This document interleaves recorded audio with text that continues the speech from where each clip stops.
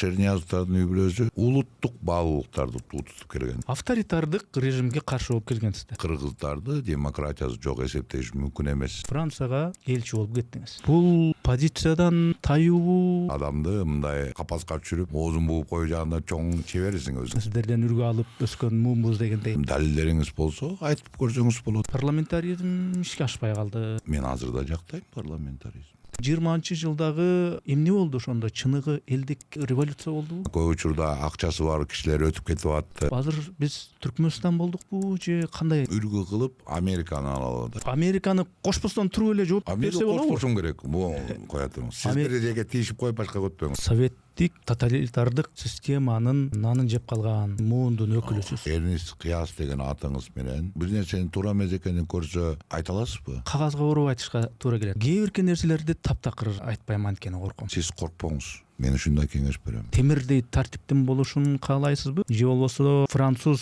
либералдуулугун? Ортодо болуш керек да, ал жагынан да, бул жагынан. Гимнден башталганда эле та дегенде көгүшкөндөр учуп кетти. Алатоо ак калпагын кийгенге мага аябай жагат ушул. Мага да жагат. Токтогул болуш керек болгонго жараша Арзымат болбош керек. 4-5 акынга ыраазы болдум айтышканына. Садыр Жапаровдун бийликке келишинде кайсыдыр бир салымы бар. Сыймык Жапыкеев Менин оюмча бештейин десе дагы бул жарым күнөө Кыргызстандын өлүгүп жатканын жазып атат деп айтыпсыз. Сиздин сурооңузда кыйшалышта мындайчы. Биринчиден Сиз мен өзүңүз ошондой кабыл алып атасыз. Комфорттуу капастагы бир адамдай сезбейсизби? Ошондой адамдай сезем. Бирөөгө ийилесиз, баары ийилет. Президентиң да ийилет. Президенттин президенти да ийилет.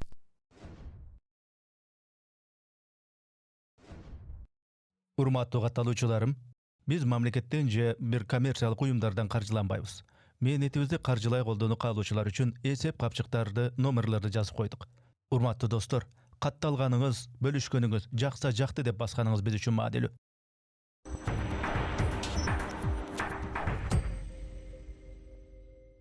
Арбаңыздар амансыздарбы? Ассаламу алейкум, урматтуу көрүүчүлөр, урматтуу катталуучулар. Биз кезектеги пикирлешүүбүздү, маектешүүбүздү, подкастты баштайбыз. Менин аты жөнүм Эрнест Кыяс. Бизде кезекте конок бар, өзгөчө конок десем болот. Садык Шернияз ага келип отурат. Кош келипсиз. Ассаламу алейкум. Рахмат. Эми Садык агабызды көпчүлүк билет болуш керек, бирок мен эми атайы бул подкасттын усулуна, тартибине жараша тааныштырып коеюн. Кыргыз Республикасынын Кыргызстандын Франциядагы атайын жана толук ыйгарымдуу элчиси. Атайын убакыт таап, ушул менин подкастыма дагы убакыт бергөн үчүн мен ыраазычылык билдирем. Алгач сурап коеюн, мындай каалаган суроону бере берейин. Эми демократия бериңиз, айтылбады демократия. Ооба. Биринчи сурап алайын да, анан сурап алыш керек дегендей. Бериңиз, болушунча жооп берем. Садык ага, ар өлкөдө, ар мамлекетте, ар бир инсанда баалуулук деген нерсе болот да. Сизде мындай баалуулуктар кандай? Туруктуу, өзгөрбөгөн баалуулуктар. Бул мурас мен үчүн баалуулук. Ошонун ичинде биринчи албетте тил, маданият.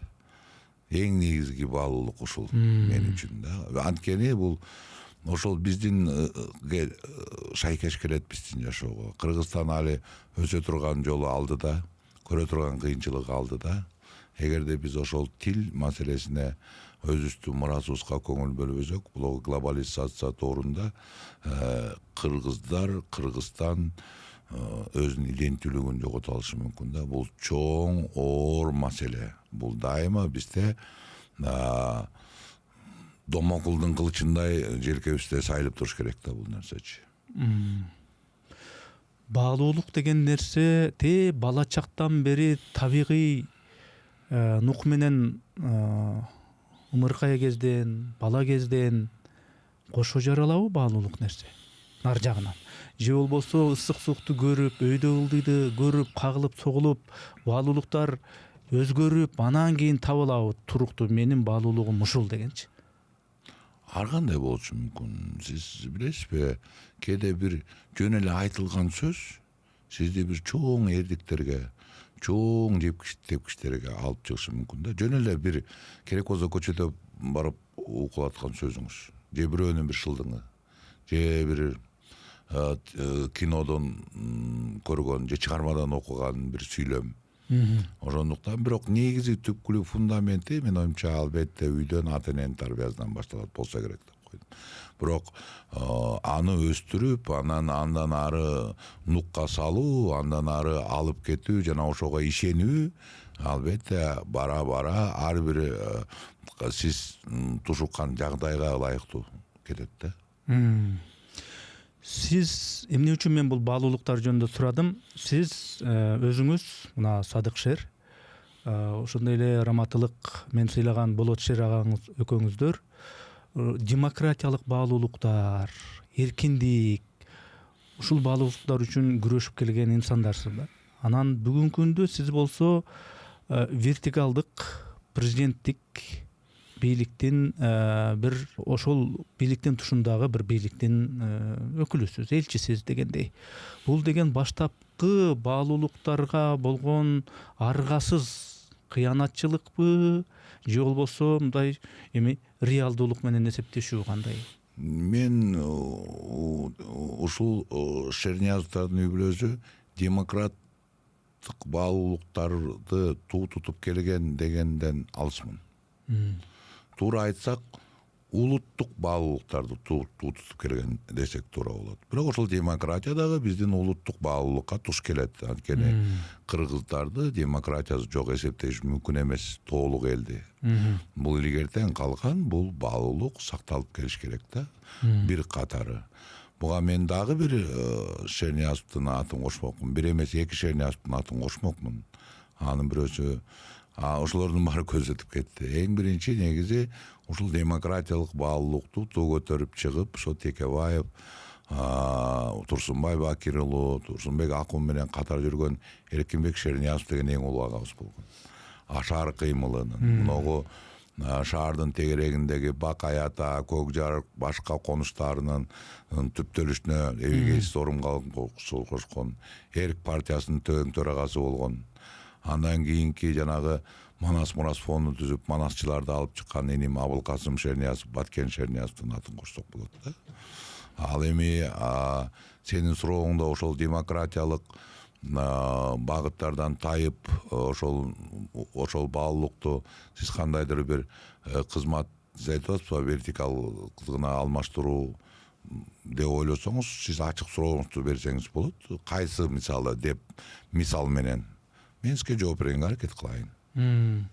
Эми ушу Шерниязовдор династиясы негизи ачык айтканда буга чейин авторитардык режимге каршы болуп келгенсиздер. Ооба. Туурабы? Ооба. Баарыңыздар бул болбойт.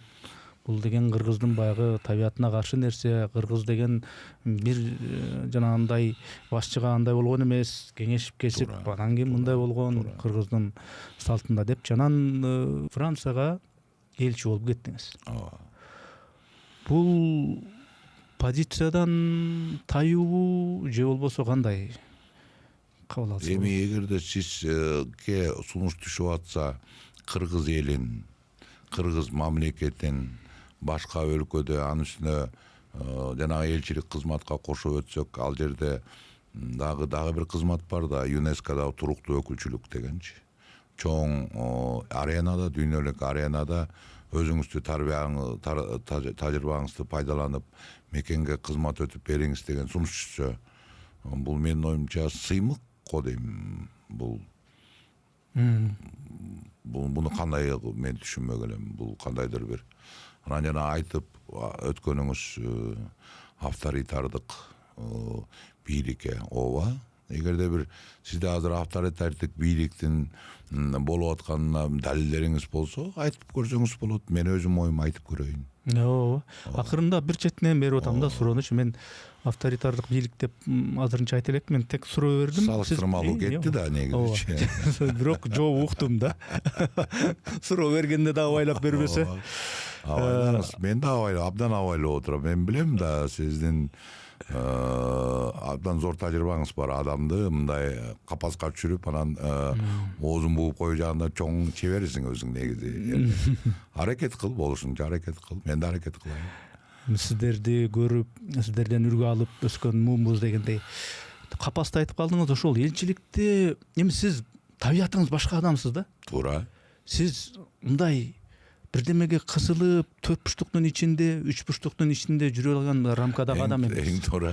Анан ошол элчиликте жүрүп өзүңүздү мындай алтын комфорттуу капастагы бир адамдай сезбейсизби? Ошондой адамдай сезем.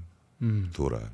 Дагы сиз айткандай алтын капас. Бул себеп дегенде сиздин статусуңуз бар. Сиздин ал жерде айдоочуңуз бар, кеңешчиңиз бар, көрсөткүчүңүз бар, элдин баары чакырып, элчи деп аябагандай зор урмат, сый көрсөтөт ошол жерде. Бирок ошол эле учурда кызмат өтө бир жакшы из калтыруу эл аралык аренада дегенде кээ бир жүрөгүңүздөгү дискомфортторго кыйынчылыктары муну кыйынчылык деп да атоого мүмкүн эмес деп ойлойм. Эгер кандайдыр бир ооба жүрөктөгү кысылуу бар, бирок сиз кызмат өтөшүңүз керек да. Таптакыр эле комфорттуу болгон мен бир адамды жолуктура элекмин. Дүйнөдө жок андай адам. Таптакыр эле барды андай адам болбойт.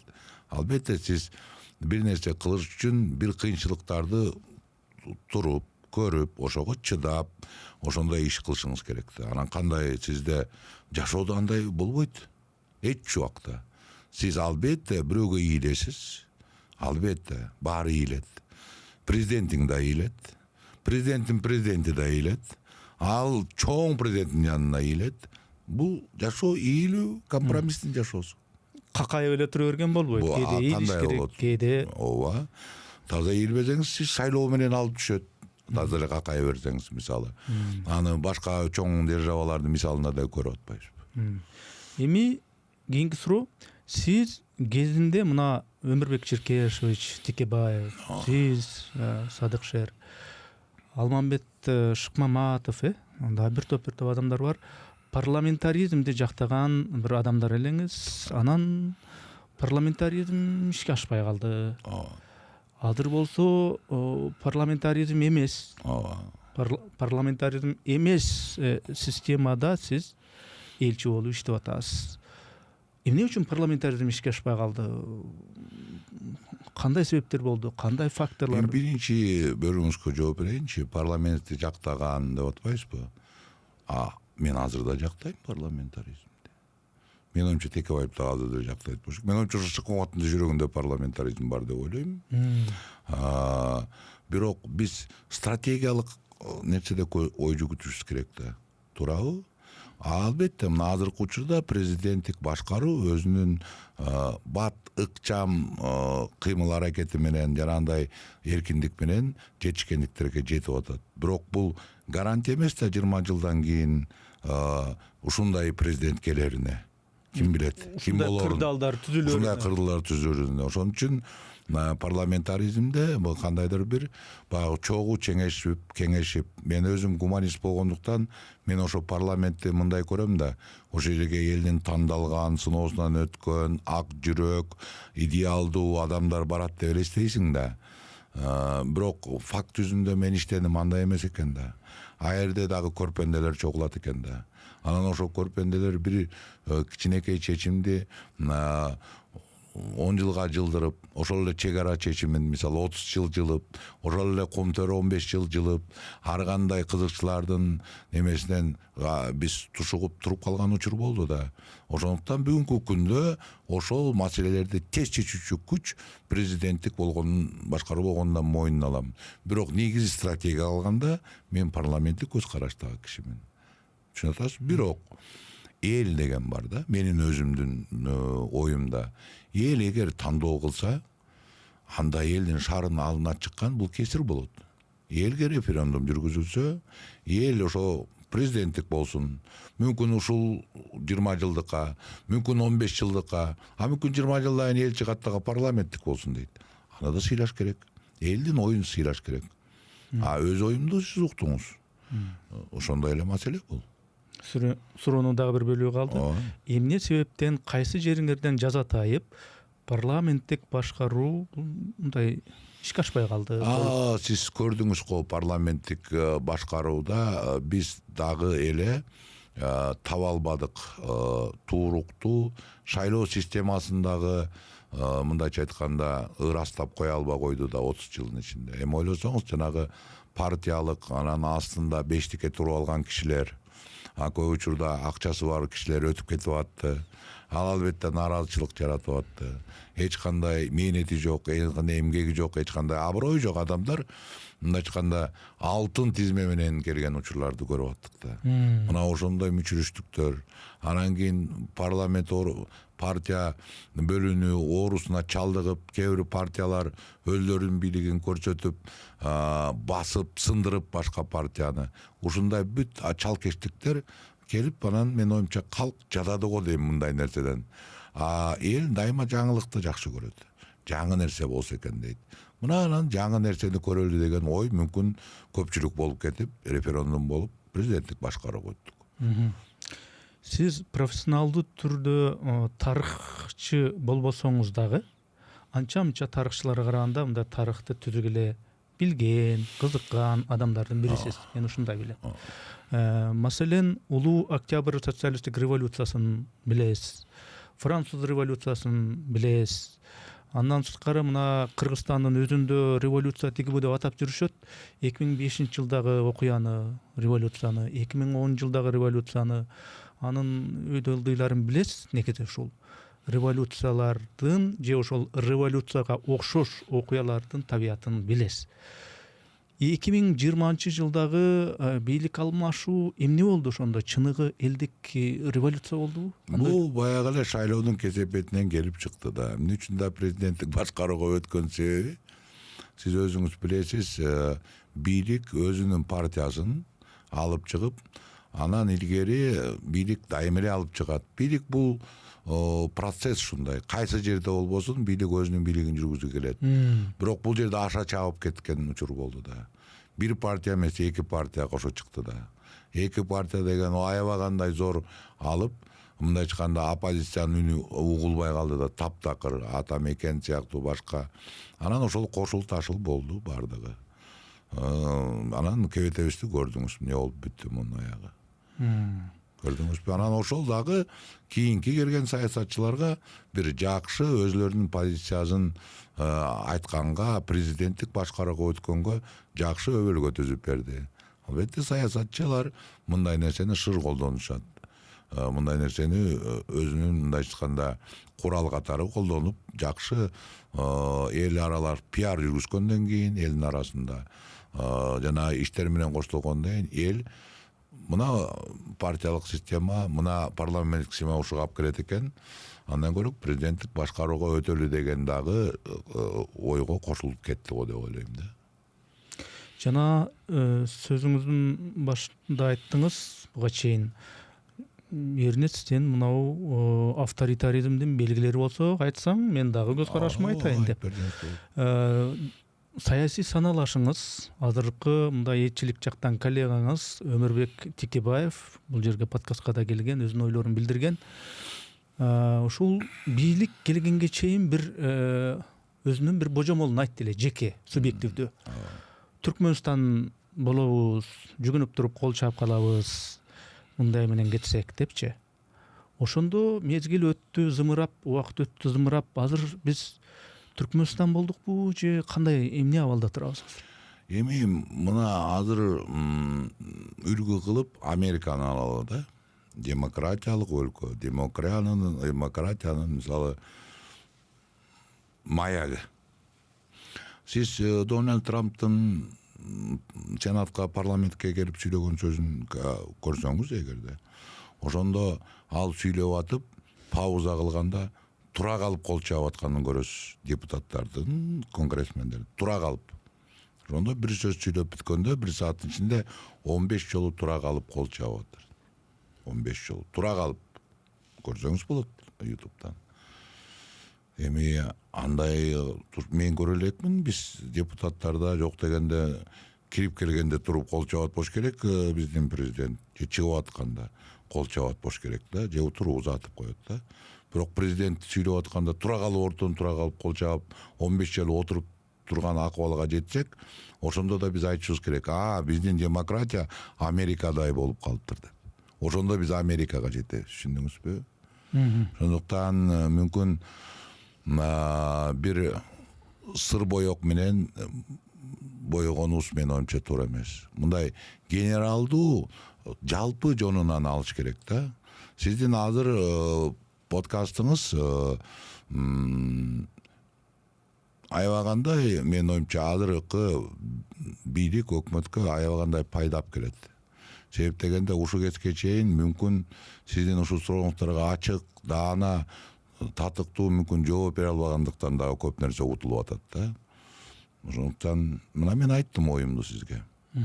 Мен ошол эле демократия болгон өлкөлөрдө мисалы көчөдөн кайсы бир кызматтын, атайын кызматтын өкүлдөрү жөн эле аял кишини башкатып өлтүрүп коюп атат. Жөн эле.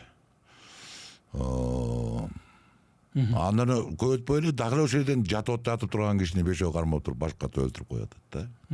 Бизде эгерде андай окуялар боло турган болсо, мен билбейм бул жерде эмне болуп кетмек Кыргызстанда.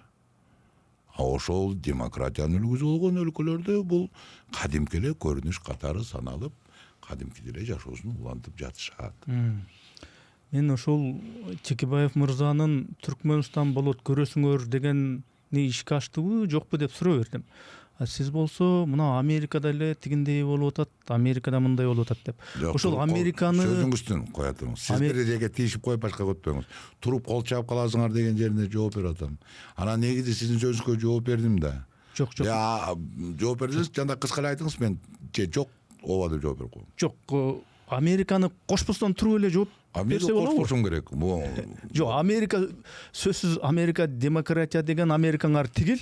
Бизге караганда биз ушундай го, аны кошпой эле жооп берсек болбойбу? Эгерде жакшылап мен ал эми ар бир өлкөнүн атын атаганга дагы элчи катары этика жооп бербейт, бирок кээ бир өлкөлөрдө эгерде атадан балага өтүп кызмат же дагы урук тууганына өтүп ошондой эгер байкалса, ошол авторитеттин бир белгиси болуп саналат да.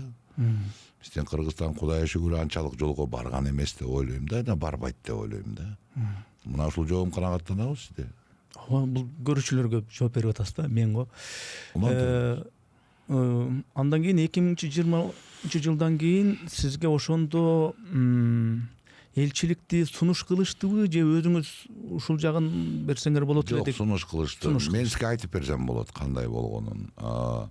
Көпчүлүк учурда баягы билесизби, баягы абдан даңазалуу чай ичмейди көп эстеп калат эмеспи? Мен президенттик кампанияга катышып, мага да суу берип коюңуз. Мага катышып, анан биз ал кезде президент кандидат Садыр Нуркожоевич менен жолугушуп, ал жерде андай сөз эч кандай болгон эмес. Болгону андан кийин дагы кызмат суроо же болгон эмес. Бирок мага айтып берген Казакбаев, ал кезде тышкы иштер министри да. Ошол кезде госвизит болду Казакстанга. Бүт министрлер барды. Госвизиттин деңгээли ошондой, ал жактындагы президенти бүтүндөй министрлер менен тосуп алат. Бүтүндөй, бүт өкмөт ошондо эле кирип келгенде урматтуу Казакстандын президенти Курманжанды аткардан сөз баштады дейт. Кирип биринчи эле сөзү. Аны мен ошол кезде министр болуп турган 3 министрдин оозунан уктум Кыргызстандын. Анан Парижге барганда Казакстандын элчиси ошол кезде Казакстандын ошол президентинин администрациясында эл аралык бөлүмүндө экен да. Ошол дагы аял киши мага ошентип айтты. Биз таң калып калдык. Протоколдо ал жок болчу, бирок биздин президент ошентип баштады деп. Анан ошол жактан учуп келе жатканда мүмкүн абдан жакшы сөздөр айтылыптыр. Анан мүмкүн биздин делегацияда сыймыктанган чыгар, эгер ошондо үлгү кылып кайтып атса. Анан ошондо мени жөнүндө сөз болуп, анан ушул сунуш айтылганын мага Казакбаев айтып берген да. Албетте мен ыраазы болдум. Эми ЮНЕСКО мен үчүн мен сизге айтайын, жана Париж бул биринчи элчи жана ЮНЕСКО бул Чыңгыз Айтматов иштеп кеткен, Олжас Сулейманов иштеп кеткен. Мисалы менин оюмда сизге да сунуш кылса, сиз деле отказ бербеген канчалык демократиялык баалуулуктар болсо дагы бул ыйык жер. Маданияттын дүйнөлүк очогу. Ошондуктан албетте мен муну абдан канагаттануу менен кабыл алып, ошо ишке бардым да. Кыскасы ушул жумуш. Парижде элчи болуп иштеп жүрүп, Кыргызстанды сырттан караган адам катары Кыргызстандагы эркиндик, демократия, сөз эркиндиги ушул нерселер кандай көрүнөт экен сырттан? Биринчиден биздин кызматыбыз Эрнес Кыргызстанда эгерде керек болсо, Кудай сактасын андай окуядан, туура эмес иштери болсо, ошонун туура экенин далилдеген кызматтабыз да биз. Ооба. Түшүнөтасызбы? Жаманын жашырып, жакшысын арттырган. Кызмат ошондой. Же болбосо кызматыңызды тапшырып, өзүңүздүн оокатыңызды кылышыңыз керек. Бул биринчиден. Экинчиден эми жеке пикир болот катары айта турган болсоңуз, негизинен мен мындай ойлор элем да. Азыр глобалдык саясатта кандайдыр баары бир кескин өзгөрүлүш байкалат. Эгер байкап көрсөңүз, бир кезде либерализм менен кетип аткан дүйнө жүзү бүгүнкү күндө эң биздин ишенген кожолорубуз, чоң державалардын биз авторитеттик кээде кыймылдарын көрүп жаткан болобуз. Мисалы эле ошол эгерде биз бир өлкөнүн президентин түндө барып уурдап кете турган болсок, бул өтө эле сыпайы жумуш эмес да, мындайча айтканда. Ошон үчүн дүйнө жүзү ошого өтүп баратат да, мындай кескин. Ал бул мода сыяктуу да, тренд сыяктуу. Эгерде чоң өлкөлөр ошондой нерсеге барып атса, чоң өлкөлөр, андан кийинки өлкөлөр, орто өлкөлөр белгилүү, бирок мисалы Европанын өлкөлөрү азыр оңчул жакка ооп, көрүп атасыз, мигрантка каршы ар бир өлкөдө Европада чыгып башташты жана оңчул партиялар күчкө кирип, улутчул идеялар менен келе баштады. Ар бир өлкөдө, Германия болобу, Франция болобу, башка Европаны көрүп атасыз да. Ошол учурда ушул чыңалууда баары бир кандайдыр бир кескин жүрүштөр болот да. Ошонун фонунда Кыргызстандагы дагы ошол шар менен кетип бара жатат да. Анан тез өнүгүш керек болуп атат. Себеп дегенде жакынкы арада менин оюмча бир 15-20 жылдын аралыгында баягы экинчи согуштан кийинки кандай болуп дүйнө жүзү жаңы калыпка бөлүнүп, ар кимдин устаканы тийген сыяктуу ошол устакан таратылат да. Жакынкы 15-20 жылда. Ошол кезге чейин Кыргызстан кандайдыр бир өзүнүн ордун ээлеп, айта турган сөзү бар болуп, кыла турган иши бар болуп калыш керек дагы. Ошол жагдайга бүткүндөй ушул шаар тез өнүгүүнү талап кылып атат да. Ал эми мындай мыйзам бар да, машинаны катуу айдасаңыз, кээде бурулуштарда чыгып кетишиңиз мүмкүн жолдон, түшүнөсүз. Бул физика, бул талап ошондой. Оруста мындай сөз бар. Лес рубиш, шеп келетат деген сөз бар да. Ошол талап болуп атат. Же болбосо биз азыркы болгон жагдайды, ал геополитикалык саясат жактан Кыргызстанга жагымдуу экономикалык жагдай болуп атат да. Мүмкүн бул бирөө үчүн бул күйүт болуп атат, бирөө үчүн согуш болуп атат. Бирок Кыргызстан үчүн бул кандайдыр бир ыңгайлуу жагдай, муну моюнга алыш керек, фактын өзүнүн аты менен атаганда. Анан ошол жагдайды колдонуш керек. Ал дагы ошондой маселе. Бирөө үчүн күйүттө, бирөө үчүн колдонуу болот. Бул эл аралык мыйзам. Бирөөгө күн тийсе, ал бирөөгө көлөкөнү пайда кылат. Ошол жагдайды пайдаланыш керек. Тез арада. Эми тез арада пайдаланганда сиз көп нерсени кандайдыр бир жаңылыштыктарды пайда кылыш мүмкүн да. Анан мындай нерсени жалпысынан алып караш керек. Эгерде жакшылык көп болуп, бирок кемчилик болот болсо, жакшылыгы көп болсо, биз моюнга алганды үйрөнүшүбүз керек. Моюнга алганды үйрөнүшүбүз керек да. Мен андай десеңиз санап да айтып бере алам. же мүмкүн эмки суроодо кошуп берем. ооба суроолор бар, мен кеңири масштабта алганга аракет кылдым. Кечке эле ушул темада Мен мындан да ачык сүйлөп бермекмин, ошол деже алардын аттары менен, ошол окуялар менен. Бирок эми мен кызматтагы кишимин. Могулардын баарын ачык айтып сиз түшүндүңүз деп ойлойм. ооба. Француз революциясы дегенди билебиз тарыхтан. Деги эле ушул демократиялык баалуулуктар үчүн миңдеген тонна кан төккөн ошол Франция өлкөсүнөн биз эмнелерди үйрөнсөк болот? Кайсы багытта? Демократиялык багытта балким, жалпы баалуулуктар боюнча жеке өзүңүз эмнени үйрөндүңүз? Элге, кыргыз коомчулугу эмнени үйрөнсө болот деп эсептейсиз? Эми багыт көп да, ар бири жөнүндө айтсаң узун сабак кеп. Биринчи эле айта турган нерсе бул Франция эбегейсиз тарыхы бар. Өзүнүн аң сезимин, улуттук ар намысын бийик койгон мыкты өлкө. Муну моюнга алыш керек. Держава.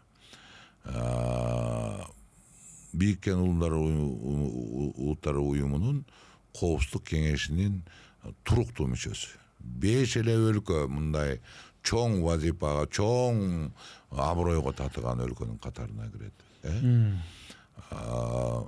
Саясатта болсо мага жагат Франциянын өлкөсүндөгү саясат. Бул демократиялык мааниде алып барганды аракет кылат. Кээде ал дагы жолтоо болот Францияга.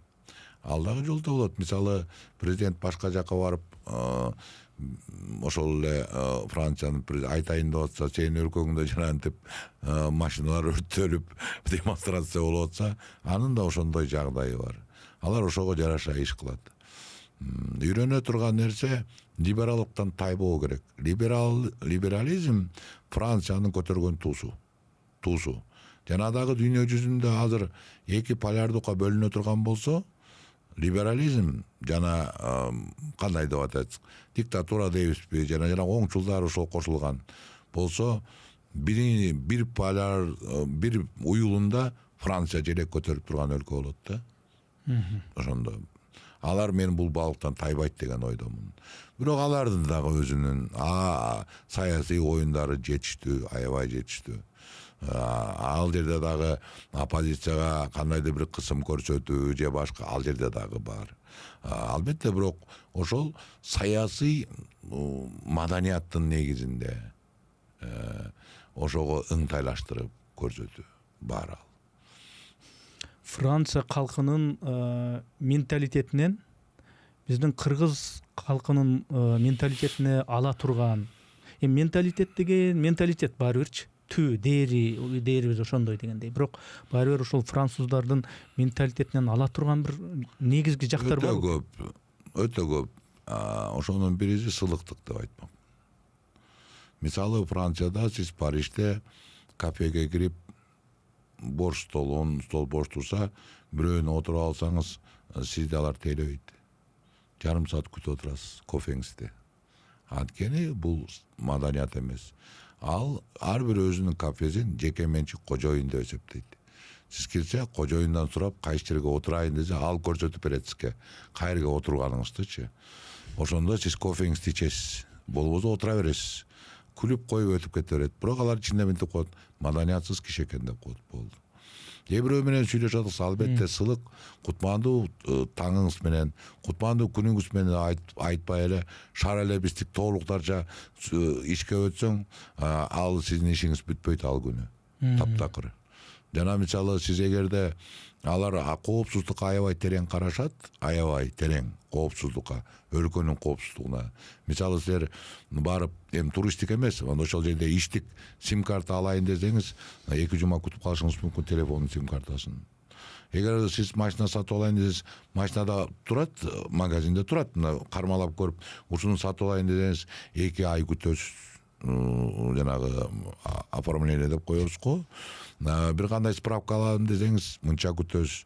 Буга толеранттуулук менен мамиле кылат француздар. Сабырдуулук, улуу маданияттуулук. Ошол жагын үйрөнсөк болот. Бизде мисалы праваны бир күндө же 2 күн очередке туруп койсо, айтылып атпайбы сөздөр. А жерде 2 ай күтөсүз, эч кандай эле эчтекеси жок эле. Анан эгер сиз бир чоң магазинге барып, мисалы машина алыңыз келсе, сиз кирип барып эле машинаны тандай албайсыз ал жерде. Сиз телефон чаласыз. Кайсы убактыңар бош? Анан аны рандеву деп коет. Рандеву маданияты. Анан эмки жумада 3-күнү келиңиз десе, барасыз ушу 3-күнү.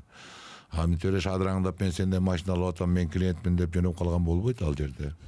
Ушундай маселелер бар. Ар бири улуттук иденттүүлүккө жараша. Ошону туура үйрөнүп, ошол кээ бир нерселерди алса болот да. Эң биринчи ойлойм сылыктык. Бизде мына жакында уктум эмне болгон? Көчөдө жол талашып кетип өлүм учуру катталды дегенди угуп калдым да. Көрдүңүзбү, бизде ошондой. Бизде мисалы Парижде бири-бирине катуу сүйлөш, мен 5 жылдан бери уга элекмин көчөдө. Бири-бирине катуу сүйлөп аткан кишини. Көчөдө эле басып жүрөм көбүнчө. Бул чоң нерсе, муну үйрөнүүгө болот. Үйрөнүүгө болот. Франция эми мындай динди өтө катуу карманбаган. Мындайча айтканда светтик, анан улут деп улуттук нарк, ата бабаларыбызга кайталы, антели мынтели деп бизге салыштырмалуу. Антпеген мындай бир өлкө да, мындай жалпак тил менен айтканда. Сиз болсо ошол Францияда элчи катары сиз кыргыздын улуттук дөөлөттөрүнө, улуттук баалуулуктарына, кыргыздын наркына ушундай басым жасаган, табиятыңыздан ошондой кишисиз. Манас дейсиз, Айтматов дейсиз, улуттук төкмөлөрдү айтасыз. Көп ушул улуттук багыттагы нерселерди көтөрүп келесиз да. Анан иштеп аткан өлкөңүз болсо тиги Франция, мен азыркы айткандай. Анан ошол Франциядан биздин ушул өлкөбүзгө алып келбей эле кое турган, ошо бизге мындай жолугой эле койсо жакшы болот эле Франциянын ошо жактары деген сыяктуу жактары барбы? Мүмкүн мага оюма, жеке оюма терс келген учурлар кездешет. Бирок деги эле батыш цивилизациясында дейли. Бирок сиз сураган багытта аны билсем дагы биринчиден билбейм. Билсем дагы сизге айтмак эмесмин. Мен Францияда Кыргызстанды көрсөткөн адаммын. Мен Франция, мындайча айтканда, элчилердин этикасында мен экинчи мекеним. Түшүнүп атасызбы? Мен болсо дагы айтканга укук эмес, этикага жатпайт. Ушул жерден бөлүшүү. Өзүңүз кайсыдыр бир моменттерди көрүп ушул кызыктай экен, таң калыштуу экен деп мындай жаман жагын айтып аткан жок. Бирок мындай таң калган. Бизде мындай эле, буларда мындай экен деген сыяктуу нерселерди айта албайсыз? Бар, жок, айта алам. Мисалы, көрүнүш, тез көрүнүш болсо, жанагынтип баары бизде бир чуу болуп кетип атпайбы? Биздечи бир нерселерчи. Мына сиздин жанагы жапы кейп боюнча дагы мен дагы көрүп калдым. Эми ал адамдын өзүнүн ою деп коет бизде. Өзүнүн деңгээлине жараша жооп бериптир деп коюшат дагы. Андан ызычуу жаратыш мындай нерсени да үйрөнсө болот. Мен кошумча коюп коймокмун, албетте эми мамлекеттин чоң баскычына жеткен, жанагындай наамы бар адам баары бир мамлекетчил болуш керек деген ойдомун да. Анан мындайда мындай өзүн тартып кылса болмок. Бирок Франциядагыдан чоң көйгөй жаратышпайт. Мисалы, ошол таң калыштуу, мисалы, ошол эркин сүйлөсө сүйлөп коюп туралы. Өзүнүн деңгээли ошол экен.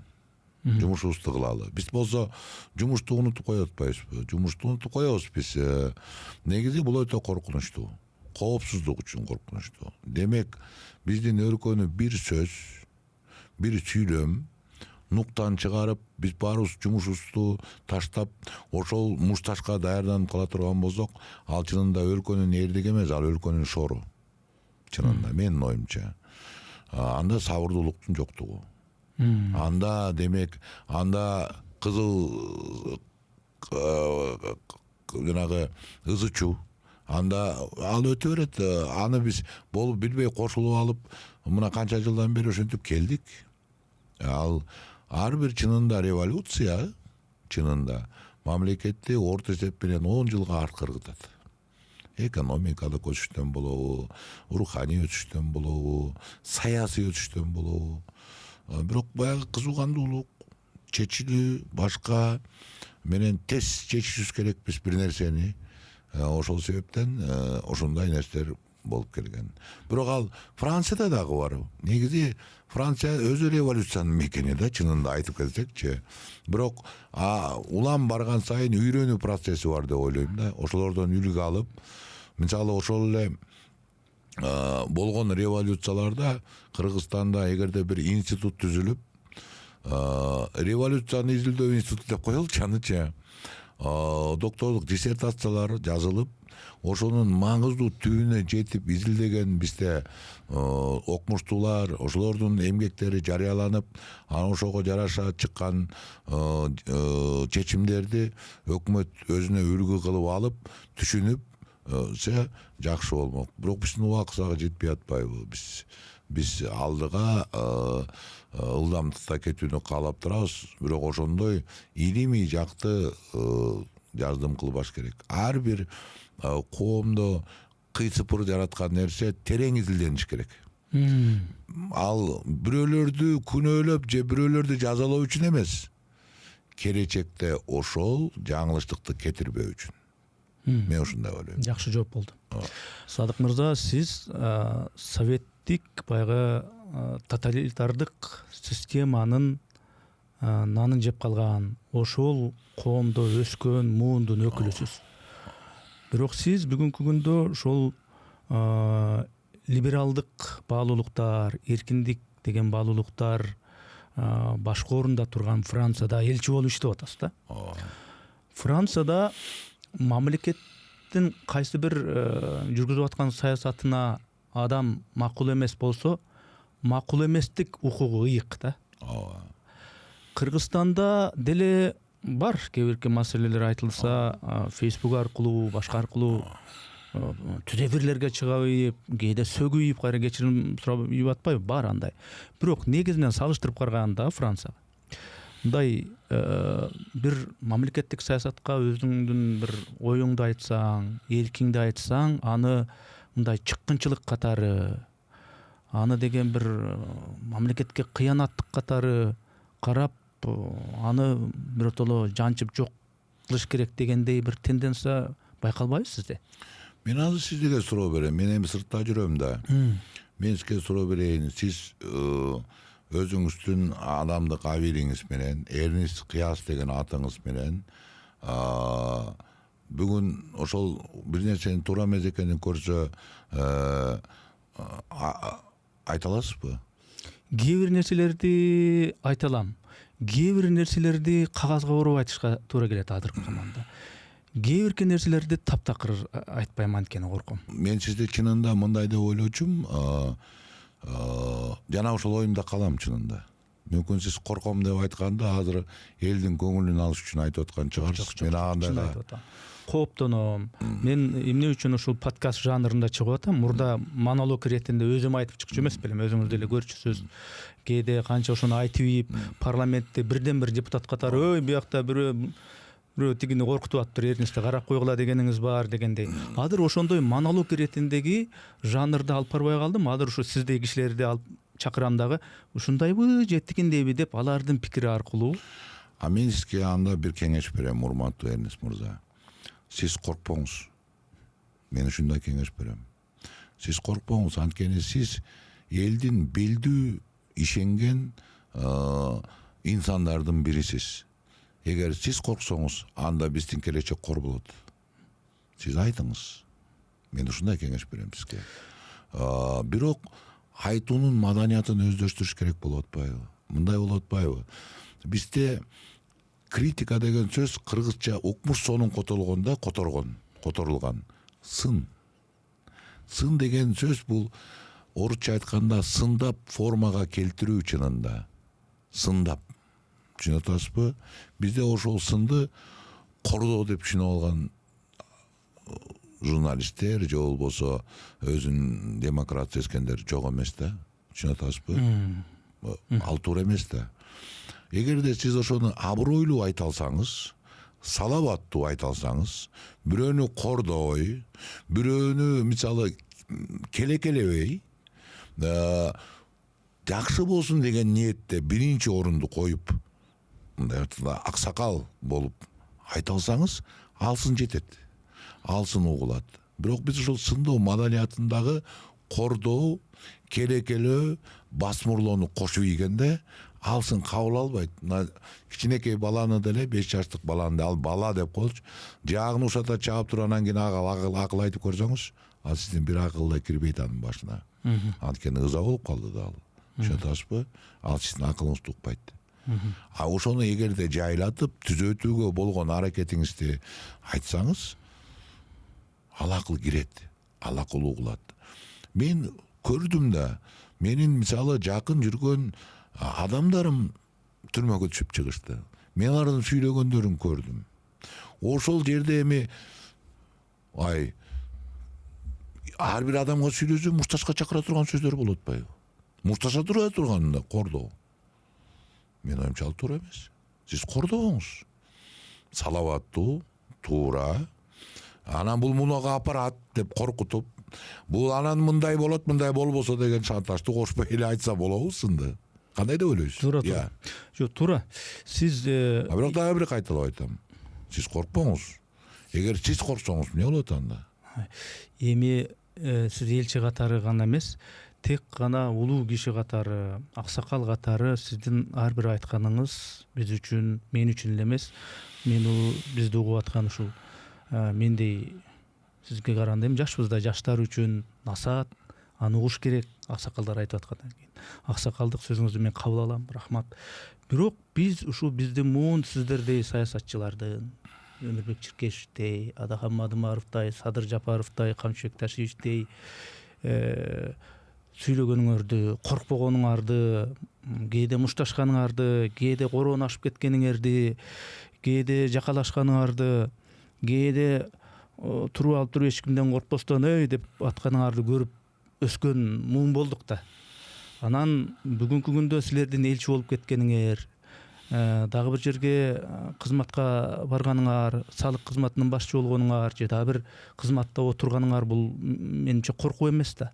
Бул менин адыркы мурдагыдай монолог жанрында эмес, мондай подкаст жанрында алып барып атканым, кээ бир жерде этияттап атканым бул эми коркуу эмес, бул маданият. маданият. Маданияттуу болуш туура. Жанагы сөзүңүзгө дагы кыпчып кеткенде, жанагы элчи болуп кеткен дегенде. Мисалы Текебаевди алалы. Мен өзүм саясатчы катары эсептебейм. Мен чоң саясатчы да болгон эмес. Менин саясатым маданияттын саясаты. Мына ушул. Эгер маданиятта, билимде, өзгөчө маданиятта тил коргооздоо боюнча чоң жардам күтүлсө, мен ким менен болсо да иштешүүгө даярмын. Түшүндүңүзбү? Ким менен? Эми мына саясатчыларды алсак, ошол Өмүрбек Текебаевди. Ал өзүнүн идеясын алып чыкты, жүрдү, анан аягына чейин күрөшүп, шайлоого койду. Эл каалабады анын, эл түшүнбөдү. Ал анан эмне кылыш керек? Түшүнсөңүз? Сенин каалабаса, анда болуп туруп, муну да көрөлү. Бул убакытты бул бир кыска убакыт, 5, 10, 20 жыл. Эмне үчүн эмеске тил жана маданият түбөлүктү деп атканым?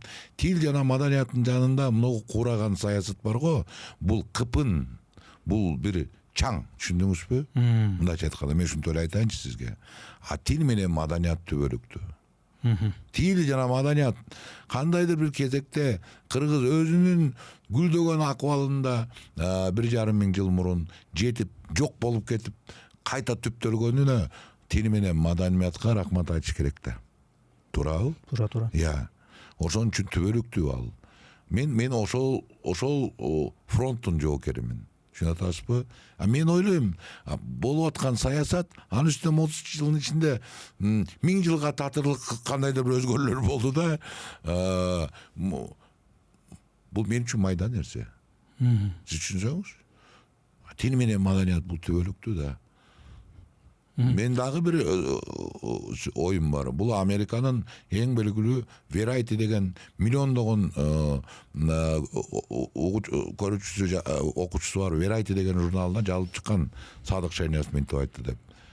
Саясатчылар дубал курушат кээде. Маданият адамдары дайыма көпүрө курушат.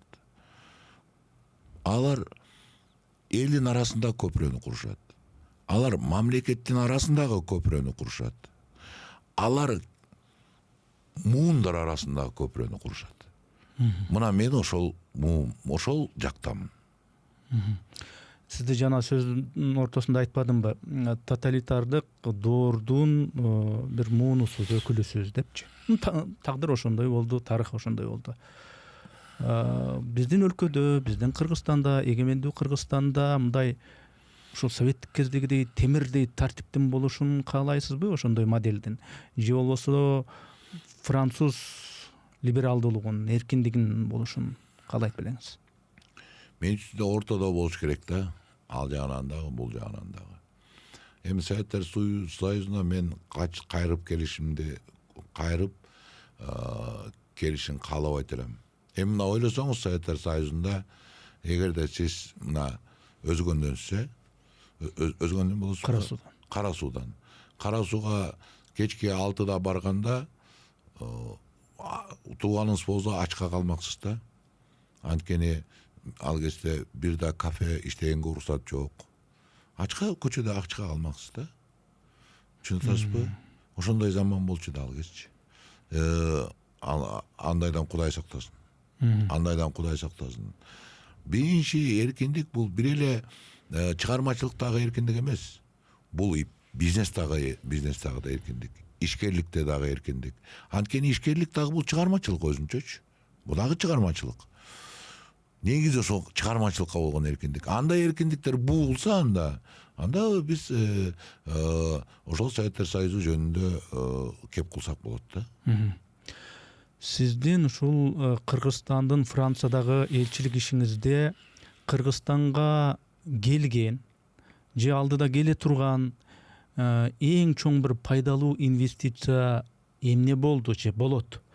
Ошол Садыкшер ошол жакта элчи болуп иштеп кеткенден кийинки изи болобу? Же баягы стандарттуу эле? Антип айта берсе мен өзүмө ыңгайлаштырып айта берем го, бирок угуп көрүңүз. Мисалы Франциянын EDF деген чоң ири электрокомпаниясы бар да. Ал Франциянын өзүндө 18 атомдук электростанциясы бар компания, мамлекеттик. Дүйнөдө 5-тикке кирет электроэнергия тармагы боюнча. Ошол электроэнергия тармагы Камбар Ата КЭСине 5 миллиард инвестиция менен келүүгө макул болуп келди бул жакка. Керек болсо президенттер менен жолугулуп өткөрүлдү. Бизде анан кийин албетте башка державалар да кызыгуу туудуруп, мындайча айтканда Камбар Ата КЭСинин аброю көтөрүлүп, чоң, андан да жакшы, андан да ыңгайлуу сунуштар түшө баштады Кыргызстанга. Түшүнүп атасызбы? Мейли ошол түздөн түз инвестиция келбесе дагы, жанагы Камбар Ата КЭСи бир кезде аброю түшкөн проектке айланып, эсиңизде барбы, Россия куруп бере турган болуп, анан бул жака баштап, анан кайта курбайт деген сөз чыгып, Россия 34 миллион долларын доолап, ал боюнча парламентте абдан болгон, ошол эле Шыкмаматов абдан маселе көтөрүп чыгып айткан. Бул проекттин мындайча айтканда аброю түшүп кеткен болчу да. Эми ошол инвестиция келбесе дагы, бул абройду көтөрүүгө ошол сунуш чоң жардам берди да. Андан да ыңгайлуу инвестицияларды тартууга. Мисалы. Же болбосо мына азыр Кыргыз Куршавел деп түзүлгөн, азыр мына Алматыдан эле мен кечен уктум, 4 самолет учуп атат дейт. Нар келген менен жүздөгөн машиналар келип атат дейт. Каракол мындай айтканда туристтик абдан азыр Мекке болуп аткан учуру Каракол шаары. Демек биз түшүндүк, дагы эгер биз лыжа тебүү комплекстерин курсак, ал актайт өзүн, ал кетет Каракол багытындачы. Ошол жака ошонун да атын өстүрүүгө кыргыз Куршавел деген француздар келип биринчи ошол башталды да, ошодон башталды да, билесиз.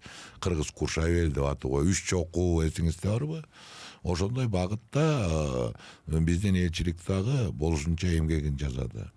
Жана андан башка экономикалык багыт ала турган болсок, мен чынында айтканда, чынын эгер айтсам, мен дайыма мындай болгон кишимин. Өзүм мен абдан эле карапайым үй бүлөдө өсүп чоңойгом да. Анан аябай сарамжалдуумун. Анан дайыма керек болсо мындай ойду ойлоном. Ушул өкмөт кеткен чыгым элчиликке Франциядагы. Ошол чыгымды актап жатабызбы? Биринчи инвестицияны кой. Биринчи чыгымды актап жатабызбы? Ошол чыгымды кеткен, Анан мен сизге жооп айтайын. Мына 1 жыл мурун отчет алганда биздин формация азыр түздөн түз сатып ала баштабадыбы? Ошондо мындай информация беришти. Санафи деген чоң фармация уюму бар Францияда. Ошо инсулин багытында эле алган акчада ошол багытында көргөн пайдасы $500,000 болуп тур. Бир эле багытта дарыдан. Бир эле багытта, башка багытта айтпай эле коелу. Ошон үчүн эгерде ошондой суроо болсо, элчилик өзүн актап жатабы деген суроо болсо, мен жооп бердим деп ойлойм. Экинчиден, маданияттын, мисалы, азыр Франция өзүнүн элчилигинде, Кудайга шүгүр. Биз 25 жылдан бери элчилик түгүл аренданы араң төлөп калганбыз. Европада эки эле элчилик бар болчу. Атам заманда бирөө Чыңгыз Айтматовдун кадыры менен, бирөө Жумагуловдун кадыры менен Германияда, Берига менен Германияда болчу. Анан мына жакшы процесс башталды. Мына Франция ачылганына 2 жыл болбой, жаңы өзүнүн элчилигинде отурат. Бул аябаганда экономия чынында. Ижарада эмес. Ижарада эмес, өзүнүн элчилиги. Президент өзү да барган. Ошол президенттин демилгеси мисалы. Бирок ага дагы ишендире турган киши болду да. Ошондо президентке баягы биз эми элчиликти сатуу үчүн болгон аргументтерибизди айтабыз да. Ошонун бир аргументи мында болчу, урматтуу Садыр Нуркожоевич.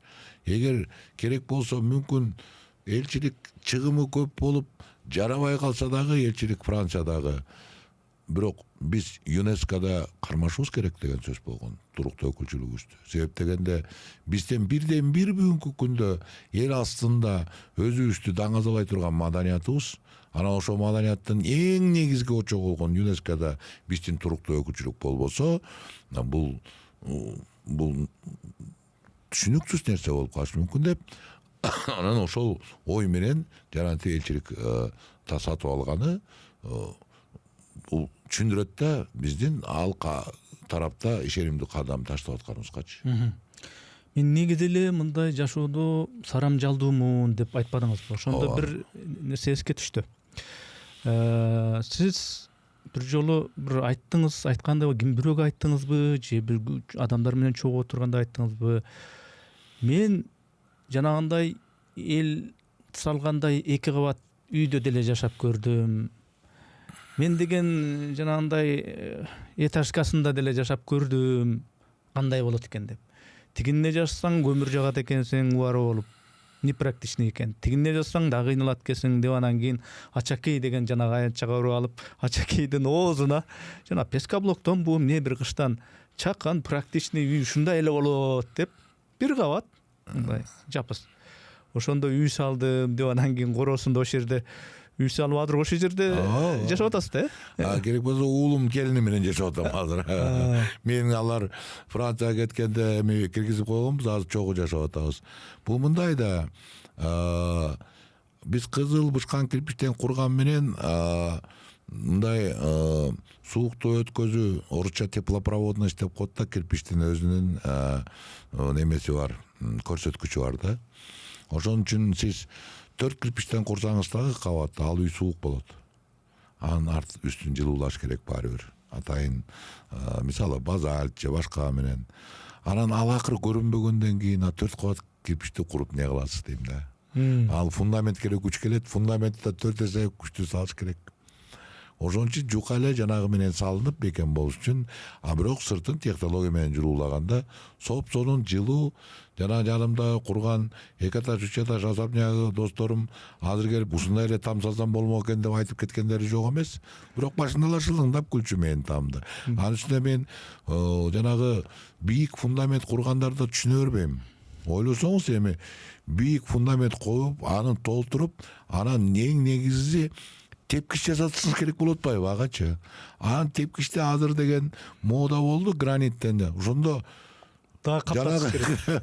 Жарым үйдүн базын тепкичке бересиз. Бийик куруп алсаңыз, түшүнсөңүз. Мен түшүнбөйм аны. Анын үстүнө жерге жакын курсаңыз, жердин дайыма туруктуу жылуулугу бар 12 градус. Сизге 12 градус кышында жылуулук берет. Жана жайында 12 градус кылып муздатып берет тамыңызды. Көрдүңүзбү? Демек айтайын деп атканым, баланча бышкан кирпичтен үй салыптыр деш үчүн эмес, же жана тепкичи укмуш экен деш үчүн эмес, канча убакытты өткөрөсүң ошол үйдө практикалык жактан ыңгайлуу. Мен андан дагы алдыга кетейин, ушуга сиз айткандан кийин пайдаланып айтып калайын. Мына азыр Францияда жүргөндө бир рекламаны көрүп калып, жаңы технология чыкты деп карасам, биринчи менин кесибим техникалык болгондуктан көп ошол жерде мүчүрүштөрдү байкап, анан өзүм чийип кандай болсо деп архитектор иним бар жөнөткөм. Карап көрсөң десем алмага чалды. Садык байкем ушул эле калды беле сизге, саят эле көп тарттыңыз, кино эми куруч олоюн дедиңиз бите шылдыңдайт. Ай сен шылдыңдабай, немеге апарчы патентке.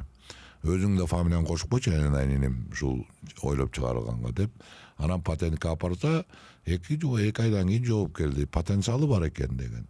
Анан кийин карайбыз деп, абдан жакшы карады, аябай узак 7 ай карайт экен айдан айын. 9 ай өтө ошондон бери патент алдык. Ошол жаңы технология салганга. Биз бул жаңы философия, негизи кыргызга жаңы философия киргизиш керек. Мындай философия. Патенттин ээси ооба, мен Садык Шерип бүгүн Акипреске чыкты окшойт жаңылык ооба. Патенттин ээси мен жана тиги иним Сасыкбаев Улан деген таланттуу архитектор. Жаңы философия киргизиш керек. Кандай?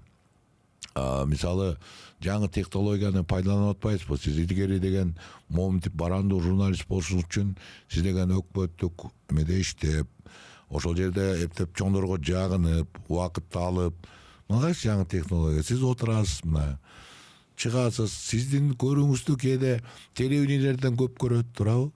Мисалы, кээ бир көрүүңүз жарым миллионго жакындап калып атат. Телевидениеде жок анда жарым миллион көрүү. Жаңылыктарда жок. Сиз телевидениеде иштегенсиз, билесиз, туурабы? Сиз технологияны колдонуп атасыз, туурабы? Ошол сыяктуу кыргыз ойлоно турган убакыт жетти да, мындай деген. Мурун биз минтип салчук. Сиз муну билишиңиз керек. Биздин тааныштарыбыз өмүр бою тамсалды, кээ бир тааныштарыбыз. Ой эмне болот? Фундаментин курат. Ой эмне болот? Кирпичин коет.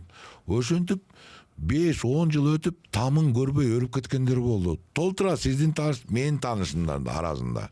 Тамын көрбөй, түшүнөтсүз, тамды ошону ниет кылып, тилек кылып жүрүп өлүп кетти байкуштарчы. Же болбосо тамын алып, анан чоңураак салып алып, фундамент кезинде кичинекей көрүнөт да, бияка 1 метр койчу, бияка 1 метр. Анан кредит алып, кредитин жаба албай, жанагы тамды жери менен сатса кредитине жетпей калып, ошодон инфаркт алып өлгөндөрдү көрдүм мен. Түшүнүп атасызбы? Бул туура эмес жашоо. Эмне үчүн сиз тамга 15 жыл кетиришиңиз керек? Эмне үчүн сиз тамга 10 жыл кетиришиңиз керек? Сиз тамды биринчи жылуу болуш керек тамыңыз, ыңгайлуу болуш керек тамыңыз. Эгер ошол талапка макул болсо, сиз арзан эле салышыңыз керек тамыңызды. Мына ошол анан биздин ата бабадан келген жана боз үйдүн гениалдуу системасы бар да, бирин кармап сүйөп таяп, баягы керегедеги кичинекей кайыштар немени көтөрүп, нар жак тууктун жиптери болуп, боз үйдүн эч убакта кулап сынганын, же жетектүүдөн кулап калганын көргөн эмес да. Ошол системанын негизинде жаңы технологияны ойлоп чыгардым. Кааласаңыз ачекеге келип там курулуп турат, көрүп кетсеңиз болот. Же бир чоң презентация жасасак болот. Азыр бир нерсе, мына Аркадий Чернов деген бар экен. ал могу Каркыра тарапка инвестиция алып келип 200 миллионго Каркырада чоң бир комплекс курулган жатыр. Туристтик, президент менен жолугуптур. Мен кандайдыр себептер менен барып калдым Кадыралы Коңкобаев чакырганынан. Барсам ошол киши отуруптур. Анан ал дагы технар экен. Анан мага көрсөтүп кирпичтерди мындай кылам дегенден мен айтып калдым. Ой, аны куруп койгом мен, барып көр. Ал ошол заматта баарын мындай айтканда баарын токтотуп жолугушууларды токтотуп мени менен барып жанаганы көргөндө ушунчалык кубанды, ушунчалык айтты, сүрөткө түшүп Россияны мен муну жайылтам, мына менин колум деп кетти. Эми жанагындай чоң комплекстин башында турган адамга ишенсе болот деп ойлойм. Жана адагы кем эмес, анын ошол ишенип, ошону кыргыз технологиясын баалап атканда. Эгерде ошол тамдар менен Казакстандан 5-күнү бир делегация учуп келет, ошону көргөнү. Ошону эгер кеп акчасында эмес, кыргыздар ойлоп тапкан технология менен курулуп атса, ошол намыс да, кандай дейсе. Туура. Эгер кызыксаңыз, барып көрүп кетиңиз. Ооба. Элчи болуп иштеп турганда Кыргызстанга кандай инвестиция тарттыңыз деген суроомо негизи ушундай узун жооп болду. Анын негизи бар. Себеби бул ойлор айтылышы керек эле. Кыргыздар Жо дагы мен кошумча айтып койсом болот. Негизи азыр биз инвестиция канча тарттыңыз дегенден өттү Кыргызстан. Ошого мен чоң кубанычтуумун. Инвестициянын сапаты жөнүндө ойлоно турган убакыт келди. Биз үйрөнүп түшүш керек, жана үйрөнүп келе жатабыз. Биз кумтөрдүн кейпин, кумтөрдүн жаңылыштыгын кайталанбай турган. Азыр инвестицияга деп келип, инвестиция менен атын жамынып келип, далай немелер пайда болушу мүмкүн. Алдамчылар, мындайча айтканда, түшүнүп атасызбы? Эл аралык алдамчы. Кумтөр деле ошондой алдамчынын курмандыгы болду да, негизи ойлоп көрсөкчү. Ошондуктан инвестиция тарттыңыз канча деген азыр менин оюмча көрсөткүч эмес деген ойдум. Чынын айтайын. Себеп дегенде мына карап көрүңүз. Көчөгө чыксаңыз азыр. Мурун биз кайсы машинаны минче элек? Mercedes, Audi, BMW, Азыр мына менин иним минип келди. BYD Yuan Up деген машина экен. Канча турат десем, $12,000 деди. Mercedes мисалы орто эсеп менен $70,000-$100,000 турат да. 5 эсе, керек болсо 10 эсе. 5 эсе деп коелучу, же 4 эсе кымбат. үнөмдүү. Андай мисалы ошондой инвестициянын кереги барбы бизге? Батыш технологиясын көбүнчө ошол убак менен келе жаткан. Биздин жаныбызда эбегейсиз держава өзүнүн күчүн көрсөтүп туруп атат. Мына эл аны чечип койду. Эл мисалы Mercedes минип атпай, эл айтты. Карасаңыз көчөдө азыр абдан көп машина. Ошол машиналар Европада 2 эсе кымбат сатылат, билесизби? 2 эсе бу жердеги баадан. Деп керек дегенде азыр мен айтат элем, батыш технологиясынын инвестициялары бүгүнкү кезекте Кытайдагы чоң жетишкендиктердин артында биз кымбат боло баштаганын моюнга алышыбыз керек болгон убакка келдик. Түшүнүп атасызбы? Сиз Facebook'та bir пост жазыпсыз. Грузиядагы Иванишвили деген bir досуңуз бар экен. Анан ал сизге байланышып, могул бизде маалымат каражаттарында мондай Кыргызстан жөнүндө жакшы нерселер чыгып атыр, өнүгүп атканы жөнүндө дегендей кылып айткан экен. Анан өзүңүз дагы жазыпсыз. Мурда реформа, өнүгүү десе бул Грузияны мисал кылчу элек. Эми Грузиянын маалымат каражаттары Кыргызстандын өнүгүп жатканын жазып атат деп айтыпсыз. Демек, Кыргызстан өнүгүп атыптыр, Ооба, чынында сиздин сурооңузда кыйшалышта мындайча. Биринчиден мен ссылканы кабыл алып атасыз. Жок. Биринчиден ссылканы берип, сыймыктанып жатат деген факты бул жерде турабы? Анан экинчи сурооңузда сиз да өзүңүз ошондой ойлойсузбу деген суроо туурараак болот. Бирок мен сизге жооп берем ооба. Мен азыр эле сизге келердин астында мен мурун көрүп өттүм, Россия кинотеатрынын жанында барып Nomad TV менден интервью алды. Нар жака басып барсам бир заңкайган имарат турат. Мага эним айтты, бул Бишкек арена деген. Аябай кооз курулуп калыптыр. Аябай сонун болуп курулуп калыптыр да. Мен чын таң калдым мындай. Неме келди да мындай. Мен анткени чоң курулуштарды көргөндө чыгармачылык иши катары мындай баалайм да. Ошол сыяктуу имараттардын түшүп атканын көрүп атам. Имараттардын түшүнө мен өзгөчө көңүл бөлгөнүм себеби, эгерде кайсы бир өлкөгө барбаңыз, эгерде жаңы имараттар, жаңы курулуштар түшүп, жанагы куруучу крандар сороюп ар бир жерден көрүнүп турса, ал экономиканын өсүшүн билдирет. Бул аксиома. Бул талашсыз нерсе да. Талашсыз нерсе. Ошондой өзгөрүүлөрдү көрдүм Бишкектенчи. Анан экономиканын өсүшүн мен эми мындайча айтканда бул суроого так жооп бергенде мен адис эмесмин экономикалык багыттан. Бирок келгиле неме жака буралы сөздү. Мына Bloomberg деген бул дүйнөлүк менин билишимче топ 10-ка кирген басылма да, Bloomberg басылмасы. Ал аябай күчтүү аналитикалык, аябай күчтүү экономикалык. Ошолдо жакында басылма чыкты, статья деп коебузбу эмне? Макала. Ошол макалада Кыргызстанды Орто Азиядагы жаш жолборс деди чыгып, жолборска салыштырылган макала чыкты. Bloomberg жазып атат аны. Бул бир кайдагы бир Урюпинск шаарындагы басылма эмес бул. Же болбосо бир кайта бир мен билбейм Төрт Коргон дегендин айылынын басылмасы эмес да бул. Бул Bloomberg. Демек, ал макаланы жазардын астында аябагандай күчтүү анализ кылат.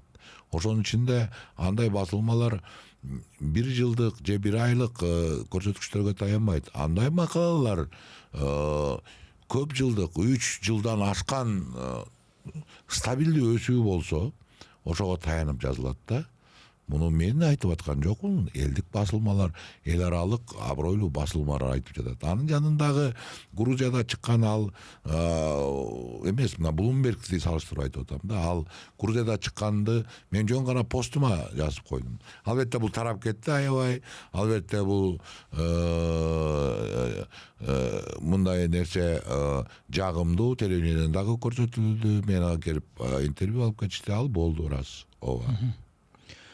Кыргыз бийлигине болгон ишеним мурда болуп көрө элек деңгээлде рекорддук көрсөткүчкө жетти деп жакында эле өкмөт башчысы айтты да. Бул пикирге сиз кошуласызбы? Мен Кыргызстанда эмесмин, бирок мен өкмөттөгү кишимин. Өкмөт башчысы ошондо айтып атса, демек ал бир кандайдыр бир нерсеге таянып айтып атат. Бирок сиз эркин журналистсиз. Эгерде сиз өзүңүздүн оюңуз болсо, сиз да өзүңүздүн оюңузду айтсаңыз болот бул боюнча. Сиз кандай деп ойлойсуз депчи. Анан кандай деп ойлойсуз? Сиз азыр могу суроо мындай деп перефразировать этет да. Сиздин начальнигиз мону мындай деп атат, сиз как подчиненный катары ошого кошуласызбы деп суроонун өзү кызыктай да бул. Мен элчи болсом, мен өкмөт башчым айтып атса, сиз кандай ойлойсуз? Мен кошулайынбы же кошулбай эле коеюн? Мага ушул жоопту угуу маанилүү. Сиз жооп бердиңиз да азырчы. Сиз жооп бердиңиз. Сиз башкача жооп беришиңиз да мүмкүн эле. Демек жооп бердиңиз. Бул кызыктай суроо да. Сен баягы эле менин иним. Мен сени жакшы көрөм билесиң. Сен дагы мени сыйлаган адамдардын бириси. Сен дагы эле баягы парламенттеги Садык Шерниязды күтүп отурсаң, бир аз сенде жаңылыштык бар. Азыр сен ыйгарымдуу укуктук элчи, Кыргызстанды тааныткан элчи менен сүйлөшүп атасыңар да. Түшүндүм. Ушул деле жооп мындан башкача деле жооп болушу мүмкүн эле. Бирок мен өзүм мындай коноккелерде жазып алган суроолорумду беришим керек. Бердим, жооп уктум. Маселе жок. Эми мына бул гимн боюнча дагы пикириңизди билгим келет да, Садык ага. Гимндин кайрыгы башталганда, жанагы бир жерге барсак, башталганда эле та-та-та дегенде көгүшкөндөр учуп кетти деген сыяктуу ушундай. Негизги мааниси бул эми какшык маанисинде эмес, негизи ушундай башталганда ушундай үркүтүп башталат дегенди айткысы келди да азыркы спикер, парламенттин спикери. негизи кандай ушул кеминге пикириңизди өзгөртүү керек эмес деп азыр сынактар да болуп атат. Элдин шарты, парламенттин шарты, жана дагы ошол парламенттин башында турган Нурланбек мырза кайта шайланбады. Анын дагы жеке мындай айтканда каалоосу күч да бул тарапта. Демек бир кандай нерселер жүрөт бул багытта. Анан парламент эгер кабыл алса, биз каяка барабыз? Парламент бул кабыл алат да бул нерсеничи.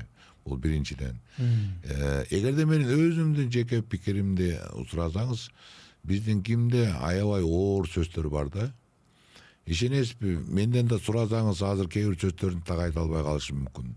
Мен мамлекеттик кызматчымын. Элчи катары дагы мисалы мына Байдылланын ырларын эгер окусакчы, Байдылланы мына кыргыз деп келгем дүйнөгө, кыргыз деп өтөм дүйнөдөн, же болбосо Мидике кандай абалың, билинбей кетти кабарың, Мидике кандай абалың, бул жактын бирге тартканбыз, арагы менен шарабын, бир жүргөн күндүн эстесең бүркөлөт ачык кабагым деген, бул кандай ыктуу, кандай жаттап калууга ыңгайлуу, элдик жүрөктөгү ыргактарда кимдин сөзү оор.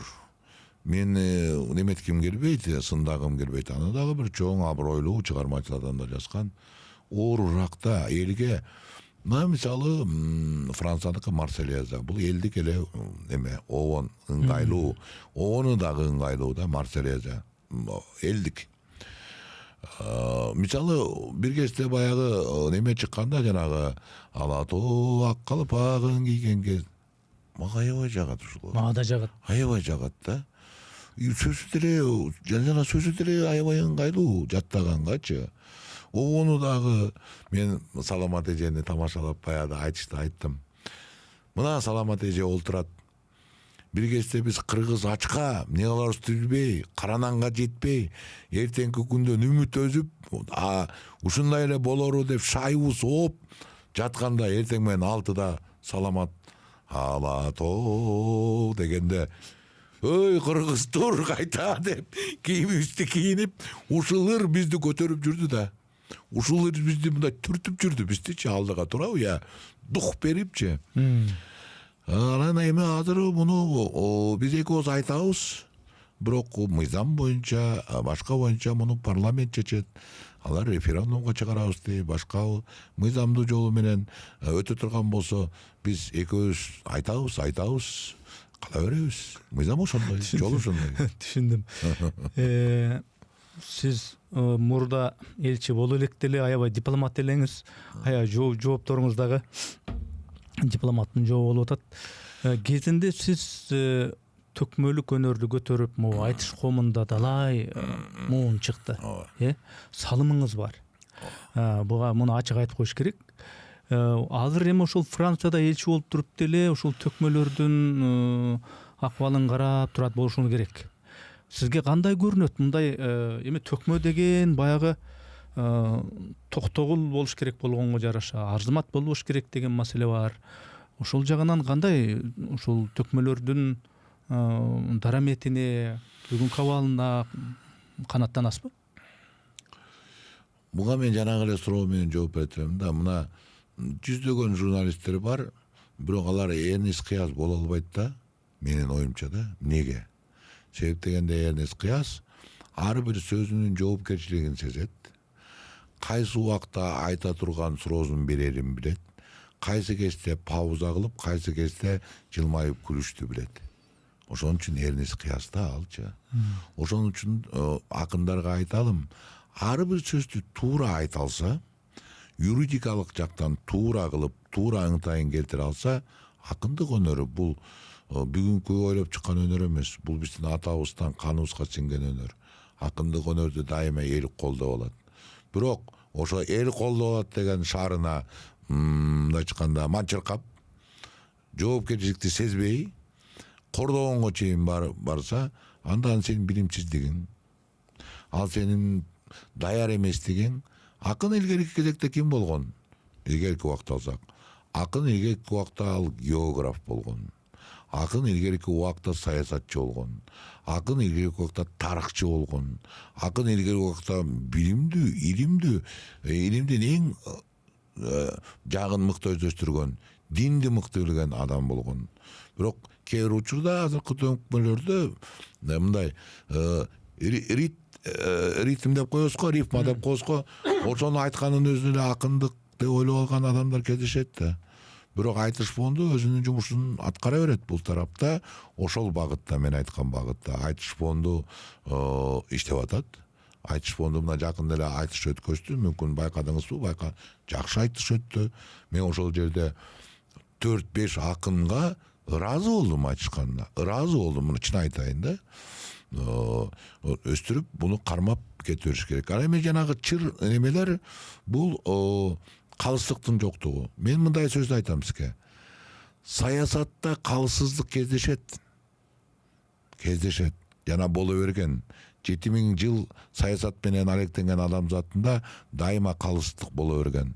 Бирок маданиятта калыссыздык болбош керек да. Түшүндүңүзбү? Саясатта кездешет жана боло берет. Бирок маданиятта болбош керек. Ошо калыссыздыктын азабынан муногу чырлардын чыкканы ушул.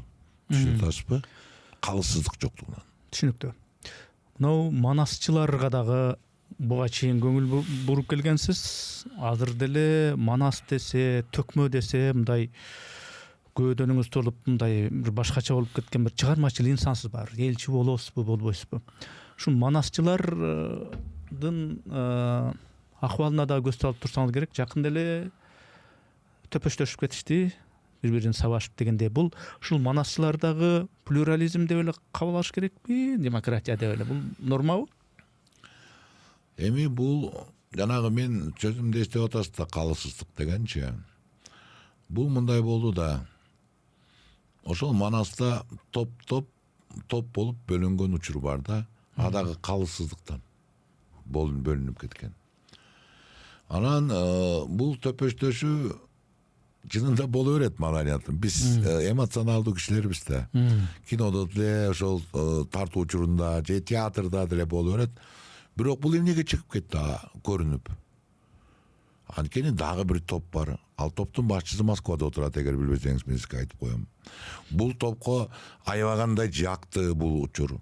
Ошол өрчүдү, көрдүңүзбү? Бирок ал топто да күнөөлөгөн болбойт. Ал топто калыссыздыктан ошол жерде отурат да. Түшүнүп атасызбы?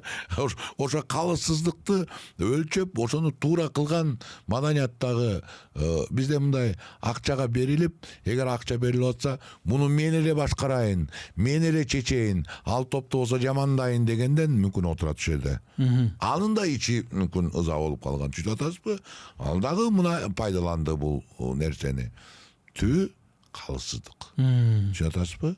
Мына айтышты өткүзгөндө кээ бирлери музыка баш байгени алдым, мен мынтип айтат да, баш байгени алдым, мен катышпайм.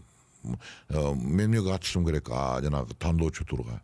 Анда калыссыздык болуп калып атпайбы? Анда 8 эле акын калат баш байга алган. Калганы көчөдө калбайбы? Ошон үчүн сиз билесиз да, айтыш фондунун тандоо турунда сен баш байга алдыңбы, алган жоксуңбу, шарт ошондой. Келип катыш тандоо туруна. Анткени ошо комузун сүйрөп, чет айылдан келген адам бар, мен акын болом деп. Ошол мен айттым, тигилерди уктум деп көк сөзү көнүп, же болбосо таланттуу болбосо ошол жерден көтөрүлүш керек да. Мына ушундай ар бир маданияттын багытына биз калыссыздык кылган болсок, биз деген өзүбүздүн күрөө тамырыбызга канжар сайган менен барабар. Ошон үчүн мына калыс аксакалдар башынан Бексултан Жакиев сыяктуу менин кумирим мындайча айткандачы, аксакалда ошондой адамдар болуш керек маданиятта. Ал болсо калыстык боло берсе, бул ириген, чириген, ал ирип чирийт, ошо ириң чыгат кайта, ушинтип чыгып кайта жок болуп турат. Түшүнүп атасызбы? Ооба, мен сизди Садык Шернияз ага катары мынул төкмөлөрдү чыгарганыңызга, ошолордун өмгөгүн өдө көтөрүп койгонуңузга мен жеке рахмат айтам. Ыраазымын. Кезинде ошол Элмирбек, мына Раматылык, Жеңишбек, Алы, андан кийинки мундагы төкмөлөр чыкты. Могу казактарды карагалачы деп атып, мына Кыргыздан деле чыгардыңыз дегендей, себеп болдуңуз дегендей. Анан манасчыларды айтып атпайбызбы? Ошол манасты дагы өзүнчө башын кошуп айттырып колдон келген жардамды берип уюштуруп койдуңуз. Бирок ошол менеджмент жакшы эле кетти, бирок кыргыздын жашоосуна реалдуу сиңдиби? Мындай архаика катары эмес, жөн эле бир мындай Манас десе баягы Саякбай, анан сахнадагы абу, бирок чыныгы кыргыздын жашоосуна, күнүмдүк бир тирилигине, жан дүйнөсүнө Манас мындай сиңбей аткандай да. Этап кетип атат, бирок бул ошол өнөрдү баптап бапестеп берүүдөн көз каранды да. Мисалы мына айтыш башталганда айтыштын башына Дөөлөт Манасчы келип ачты. Манас айтышты. Анан бир жаңыча койду. Жанагы филармониянын капталдары дагы экран берилди да, ошол жерде Манастын сөйлөкөтү артына отурган эле аябай таңданып, аябай машырлана укту да. Анан аны айтып беришти. Мисалы бир адам бир эле окуяны кездешет, сиздин жолдошторуңуз бар. Бир окуяны ушундай супсак кылып айтып берсе, бир адам ошол окуяны сиздин жан дүйнөңүздү эзип, аябай күлкүңүздү тер чыкканча күлдүрүп айтып берет да. Мисалы ошол сөздөрдү, Манастагы сөздөрдү бул мындай сөздөрдү ойлоп табылбайт, мындай ыргак табылбайт. Мисалы мына саптарын карасаңызчы, мына алдыда жүрсөң ак жолтой, артта жүрсө саң колдой, кара калпак кыргагы, кам Манастын сыргагы. Ыргагын караңызчы, айтылган сөздүн оңузун караңызчы. Бул ушул так даана айтылып, элдин арасында сиз менен кызык болот атпайбы, сүйлөшкөндөй кылып сүйлөшүү болчу да. Илгери манатчылардын эми ал кезде смартфон жок болчу, интернет жок болчу, элдин кызыгуусу Манас айткан кандайдыр бир чоң шоудай көрүнчү. Бирок бүгүнкү технологияларды жанагы Дөөлөт сыяктуу пайдаланып, жаңы элге сиңимдүү кылып жетишкенге манатчылар иштеш керек. Манатчылар баягы мандашууну окуп эле, анан кийин ичик киймеди коюп, белди кучанын эле күпүлдө деп кирип атса, азыркы жаштар карабай укпай да коюшу мүмкүн. Сиз элчи болуп иштеп аткан Францияда Гюгонун же Молердин чыгармачылыгына кызыккандар, аны кандай залкарлар, француз калкынын залкарлары деп урматтагандар менен катар, эми мен ал чыгармаларын окубайм, мен ага караганда тигини окуйм деген сыяктуу катмар да барбы? Анан бул нерсе нормалдуу элеби? Эгер болсо нормалдуу эле көрүнүш бул. Мисалы мен азыр деле айтам сизге, Гүйгөнүн мен жартылай бирдекесин билсем, Молердин дагы жарымжаттай, бирок мен азыр такап сурап келсеңиз эчтеке айта албайм. Бул адам табитине жараша болот да. Мисалы мен үчүн мисалы Артур Конан Дойль, Шерлок Холмс мага аябай жагат, Марк Твен жагат, же болбосо Диккенс жагат. Бирок жанагы Ницше, Гейнелерди окуганда мен кабыл ала албайм. Мисалы Омар Хайям жагат. Ошол эле башкасы жакпай калышы мүмкүн дегендей. Бул табит бул ушундай нерсе деп ойлойм. Сиз ошол адабиятта советтик доордун продуктусу катары Айтматовдун деңгээлин, масштабын жакшы билесиз. Анын табиятын жакшы билесиз. Анткени ошол доордун өкүлүсүз.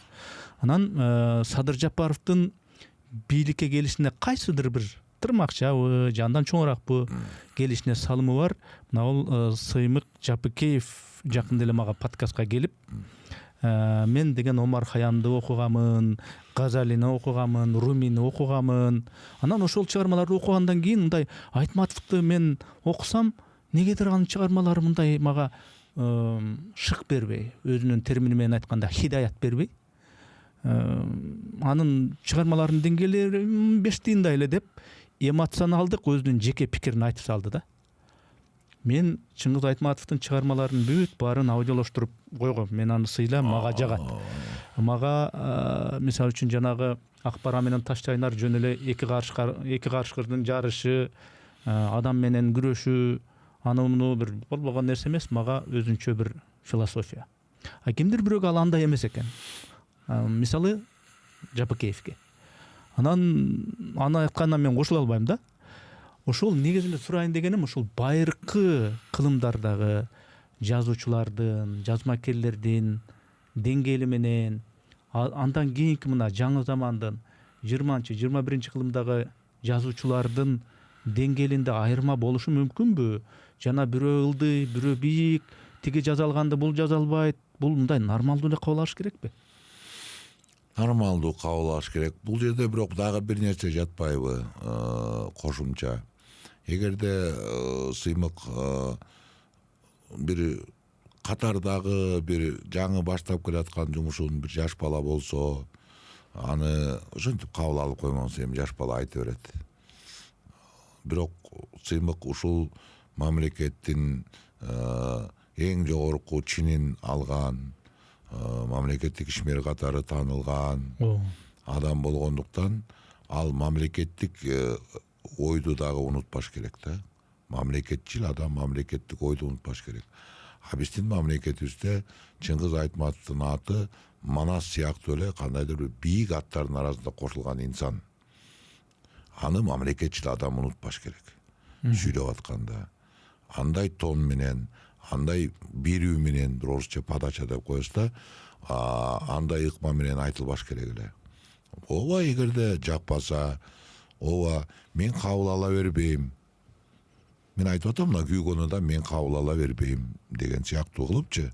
Аныкы 5 тыйын деп айткан жоксуз. Мен 5 тыйын деп, анткени 5 тыйын деп айтса, бул жерде дагы этика жатат да.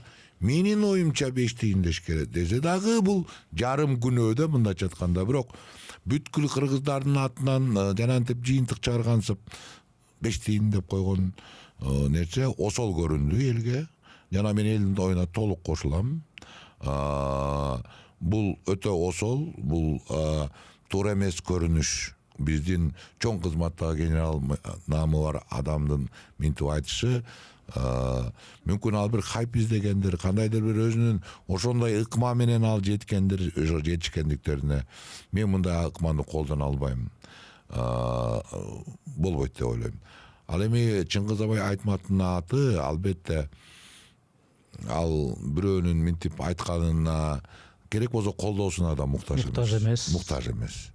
Аны болушунча унутуп койгон жакшы. Болгону ал өзүнүн сөзү менен өзүнүн деңгээлин гана көрсөттү, болду. Ал өзүнүн сөзү менен бирөөнүн деңгээлин көрсөтөм деп аракет кылып, өзүнүн деңгээлин көрсөтүп алды да. Бирок ошол эле учурда ошондой көпчүлүккө кошулбаган пикирлердин болушу деле бул нормалдуу. Бул нормалдуу нерсе, бирок ошону эгер сиз чыгармачылык иши болсоңуз, анда болот деп ойлойм. Ошентип да айтышчы. Бирок сиз мамлекеттик киши экениңизди кээде унутпашыңыз керек да. Мамлекеттик. Сиздин биографияңызда мамлекеттик ишмер деп жазылат да, туурабы? Ушундай адамдардын. Ошондо менин оюмча мындай нерсени этияттаган жакшы деп ойлойм да. Ошол менин сөзүм. Садык ага, идеология боюнча пикириңизди сурап коеюн дагы. Буга чейинки президенттердин тушунда деле могул идеологиялык жол деп талай концепциялар, стратегиялар, пландар иштелип чыккан. Ошондо дагы бул аябай сонун, бул жакшы болот, мурда кийин мындай боло элек, эми ушуну ишке ашыралы деген жакшы ниеттер болгон. Бирок негедир ишке ашпай калды, толук ишке ашпай калды, балким чала ашты. Бүгүнкү күндө мына уңгу жол деп президент өзү башында туруп, Садыр Жапаров. Ушул уңгу жол деген катуу күбүлдөп атат да. Канчалык деңгээлде бул идеологиялык чыныгы платформа болуп бере алат Кыргызга? Ар бир идеология, эми биз мындай айтканда мамлекеттик машина жөнүндө сөз кылсак, бул аппарат да, мамлекеттик аппарат, машина. Ар бир идеология ишке ашыра алат. Эгерде ошол туура багытта, ошонун үстүнө талбай күрөшсө, ошого ишенген адамдардын саны өссө. Бала кезде сиз деле ошону көрүп калдыңыз. Эртең менен турганда баштап кечке чейин эртең коммунизм болот деп айтышчу да. Кээ бирлери ойлончу, бүгүн уктап калып көрбөй калбайын деп эртерээк турушчу, эртең болот дешчү да. Ошентип 70 жылда эле ошого ишенип жашады. Миллиондогон элдер, 100 миллиондогон элдер. Көрдүңүзбү? Ишенип. Ошол ишеним туудура алса, ар бир идеология өзүнүн ордун таап кетет. Бирок ошону бир гана адам айтып, бирок ошону өстүрө турган команда, күч, топтун канчалык акыл дарамети бар, канчалык уюштуруучу сапаты бар, ошого көз каранды да. Мен ошондой деп айтар элем да. мына ушундай. Ушул идеология боюнча бир жарандын пикирин мен окуп алдым да. Айтып Сөзмө сөз айтсам, биз кызык элбиз дейт да. Ушундай бир дайыма бир пайгамбарды күтүп, Манас атаны күтүп, же бир Машаякты күтүп, же бир Ататүрктү күтүп, ушинтип ошол келип, же Ленинди күтүп, ошол келсе, анан баарын эй элим журтум кеттик бул жака деп анан кылычын булгалап анан ошол жакшы-жакшыга жеткиргендей, ушундай бир ошондой аң сезимдеги, ошого байлангандай бир нерсебиз бар дегенде ойду жазыптыр да.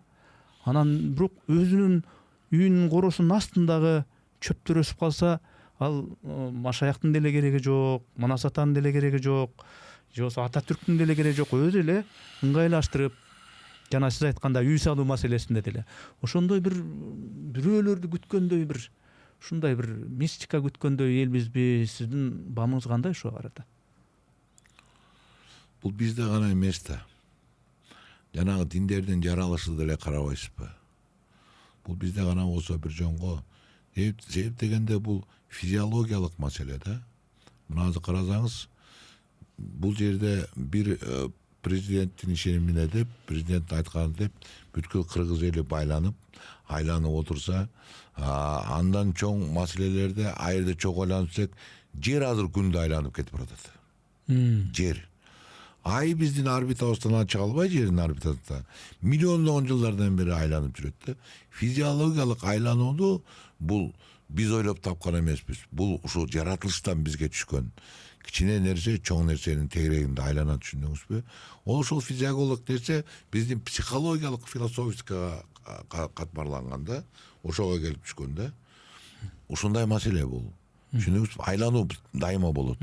Кезинде өзүнүн маалында мына сиз Садык Шер депутат болгон, агаңыз маркум Болот Шер депутат болгон, Текебаев, Шыкмаматов депутат болгон, ал эле эмес мына Садыр Жапаров, Камчыбек Ташиев депутат болгон парламенттин бедели мындай кемчилиги менен, плюсу, минусу менен баары башкачараак эле да.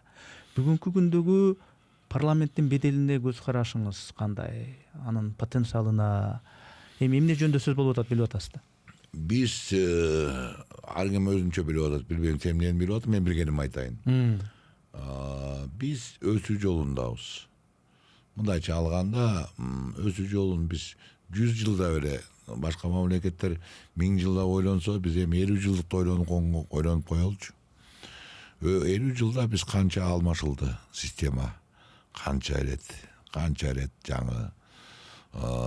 Бул системадагы өзүнүкүн эгерде актабаса өзгөрөт. Жаңы нерсе пайда болот. Бул система, бул парламенттик шайлоодо менин дагы ойлонгонум бир маданияттын өкүлдү, же болбосо мугалим, же болбосо башкага мына аял затына абдан жакшы түзүлүп берилди да. 33% олтурат. Бул жагынан алдыга кеттик. Бирок кандайдыр бир кемчиликтер болду дагы. Ошол немеде менин жеке оюмда көбүнчө маданиятка, парламентке бизнестин өкүлдөрү, мүмкүн аброю чоң, бирок аброю жок, бирок акчасы көптөрдүн өкүлдөрү келгенин көрүп атабыз да. Аны эл көрүп атат, баары көрүп атат. Бирок бир Черчиллдин айткан сөзү бар. Демократия бул эң жаман нерсе, бирок андан жакшысын адамзат али ойлоп таба элек дегендейчи. Ошол сыяктуу будан дагы өтүп, бунун дагы биз кемчилигин көрүп, эмки шайлоодо ошол кемчиликти жоюуга аракет кылышыбыз керек, менин оюмча. Ал эми парламентти көрүп жатабыз. Канчалык деңгээлде парламент боло алат, көрүп жатабыз. Бирок баягы эл каалаган, элдин жүрөгүндө депутаттар акчасы жок да болуп келишти. Акчасы жок да депутат болуп келишкендерди көрдүк да. Бул дагы сүйүнүчтүү жагы, жакшы жагы. Бул дагы кандайдыр бир демократиялык көрсөткүч. Бул дагычы. Ошондуктан бул биз өсүү жолдобуз. Парламенттик система мүмкүн келечекте 10-20 жылда али далай өзгөрүп, далай толуктуулар келет, башкалар келет. Ошондой депутаттардын убагына жете алабы, жете албайбы, аны турмуш көрсөтөт, убакыт көрсөтөт деген ойдомун. Уңгу жол темасындагы бир посттун астына жазылган комментарийлердин бириндеги бир моундай комментарийди окуганга уруксат этиңиз, анан сиздин ага жообуңуз. Кыргызстанда чыныгы интеллигенция калбады дейт. Кээ бирлер айтып жүргөндөй көпчүлүгү бийликке кошомат кылып кызмат, сыйлык, наам сураган интеллектуалдык кайырчыларга айланып кетишти деп жазыптыр жеке пикирин. Сиздин оюңуз кандай буга карата? Bunun жообу тереңде жатат да, аябайчы. Биз Советтер Союзу ураган маалда 10 жыл мисалы интеллектуалдык караңгылыкта жашап калдык да. Көр дүйнөнүн аракети менен. Эми бала чакаң ачка болуп жатса, жанагы орустарда сөз бар го, когда пушки говорят, музы молчат деген сөз бар да. Ошондой акыбалга туш келдик да. Ошо 10 жылдык боштукту вакуумда көптөгөн башка радикалдуу керек болсо ойду негиздеген уюмдар, багыттар кирип кетти да биздин жашообузгачы. Ошол кезде интеллигенция дайыма башка бир жакты карап башкадан жардам алып дайыма айрык алып жүргөн интеллигенция ага даяр болбой калды, ал өзгөрүүгө таптакыр мындай колунан түшүп калды да бир нерсечи. Кайта калыптаналы деген мындай резерв болуш керек да, жаратылыштын резерви. Жаратылыштын резерви чыкпай калды, себеп дегенде интеллектуалдын кадыры түшүп кеткендиктен, интеллигенциянын кадыры түшүп кеткендиктен жаңы резервде толуктабай калды, эч ким ошол багытка иш апаргысы келбей калды. Ал ого өтө чоң кризисти пайда кылды. Дагы баягы эле интеллигенция, Советтер Союзунун интеллигенциясы жаңыланбай, каны кошулбай, картайып, бирок ошол принциптерди кармап калды да. Советтер Союзу жаңы кан кошулбай калды да. Бул эми оор маселе. Оор маселе. Бунун өкүтүн биз көп тартабыз. Дагы да болсо. Көп тартабыз. Бирок бул көч түзөлөт деген ойдомун да. Бирок көп тартабыз бул бар. Эми ушул подкасттагы соңку суроону бериңиз, уруксат бериңиз. Негизи болуп аткан ишти болуп атат деп айтыш керек. Өсүп аткан ишти өсүп атат деп айтыш керек. Ошол өсүүлөргө ким себеп болуп атат, ким ошону түртүп атат, ушундай кылалы деп атат, ким башында турат? Ал Садыр Жапаров болобу, Канчыбек Ташиев болобу, болуп атса, болуп атат, өсүп атат, ушулар кылып атат деп айтыш керек. Анда талаш жок. Бирок Садыр Нуркожоевич деп, Канчыбек Кыдыршаевич деп ошол нерсе алардын каалоосунан эмес.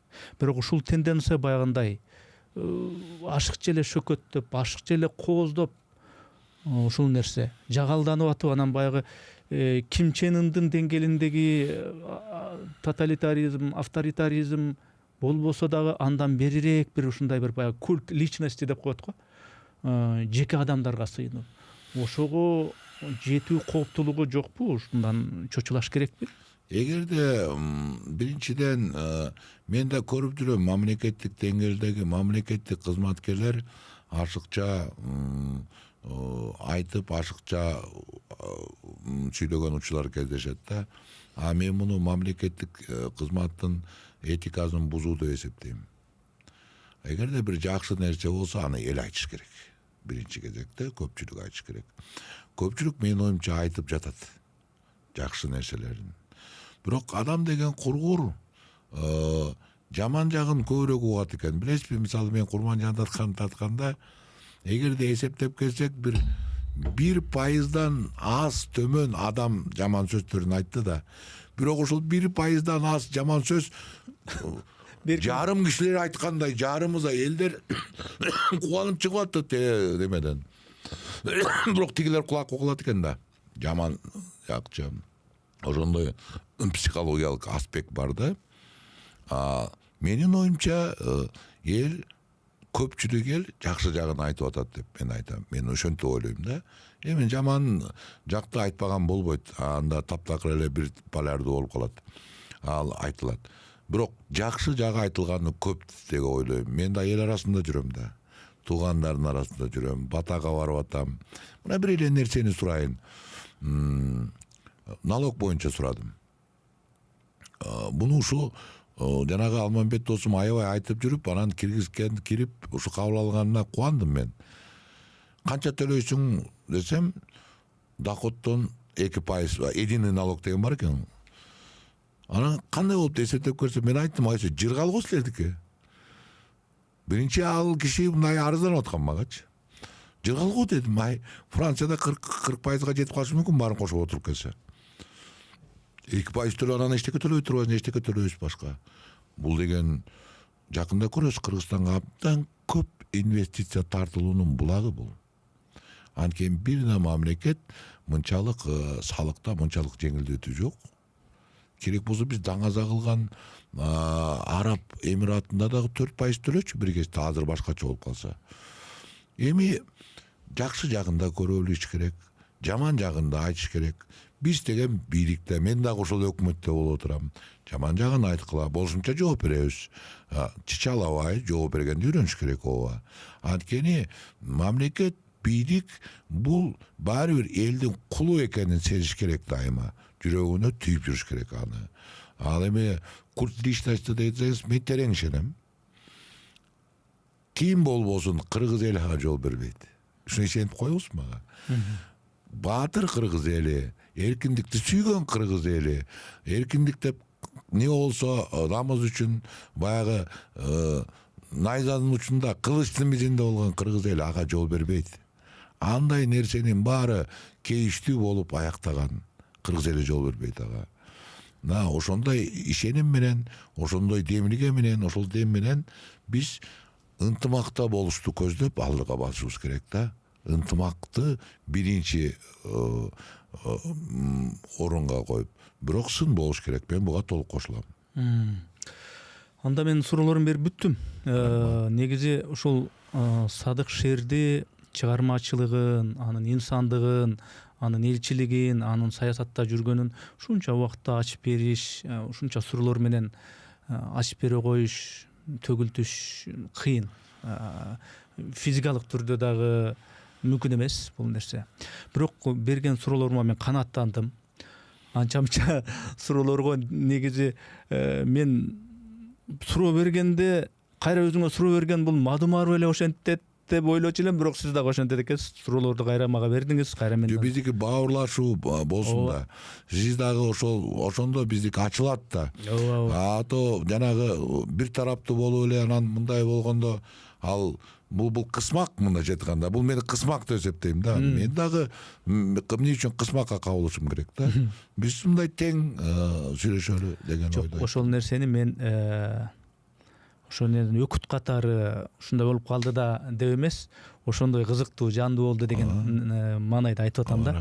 Келип бергениңизге рахмат, убакыт бергениңизге рахмат, бар болуңуз. Мен сөзүмдүн аягында да айтып коеюн, Эрнес, сен менин сыйлаган бир аз кандай журналист ошонун арасына киресиң.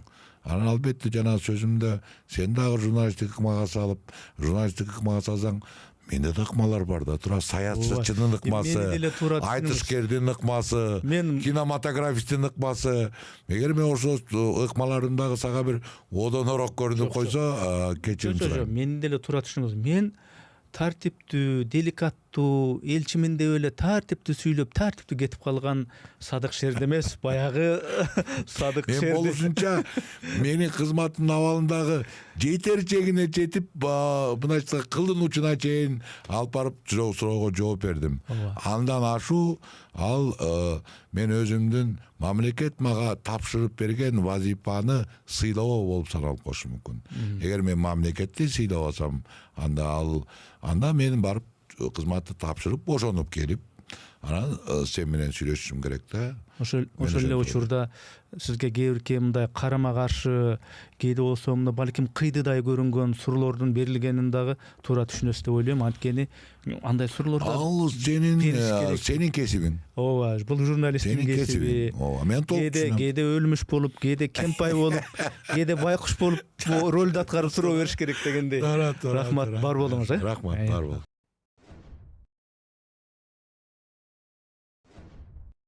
Урматтуу катталуучуларым, биз мамлекеттен же бир коммерциялык уюмдардан каржыланбайбыз.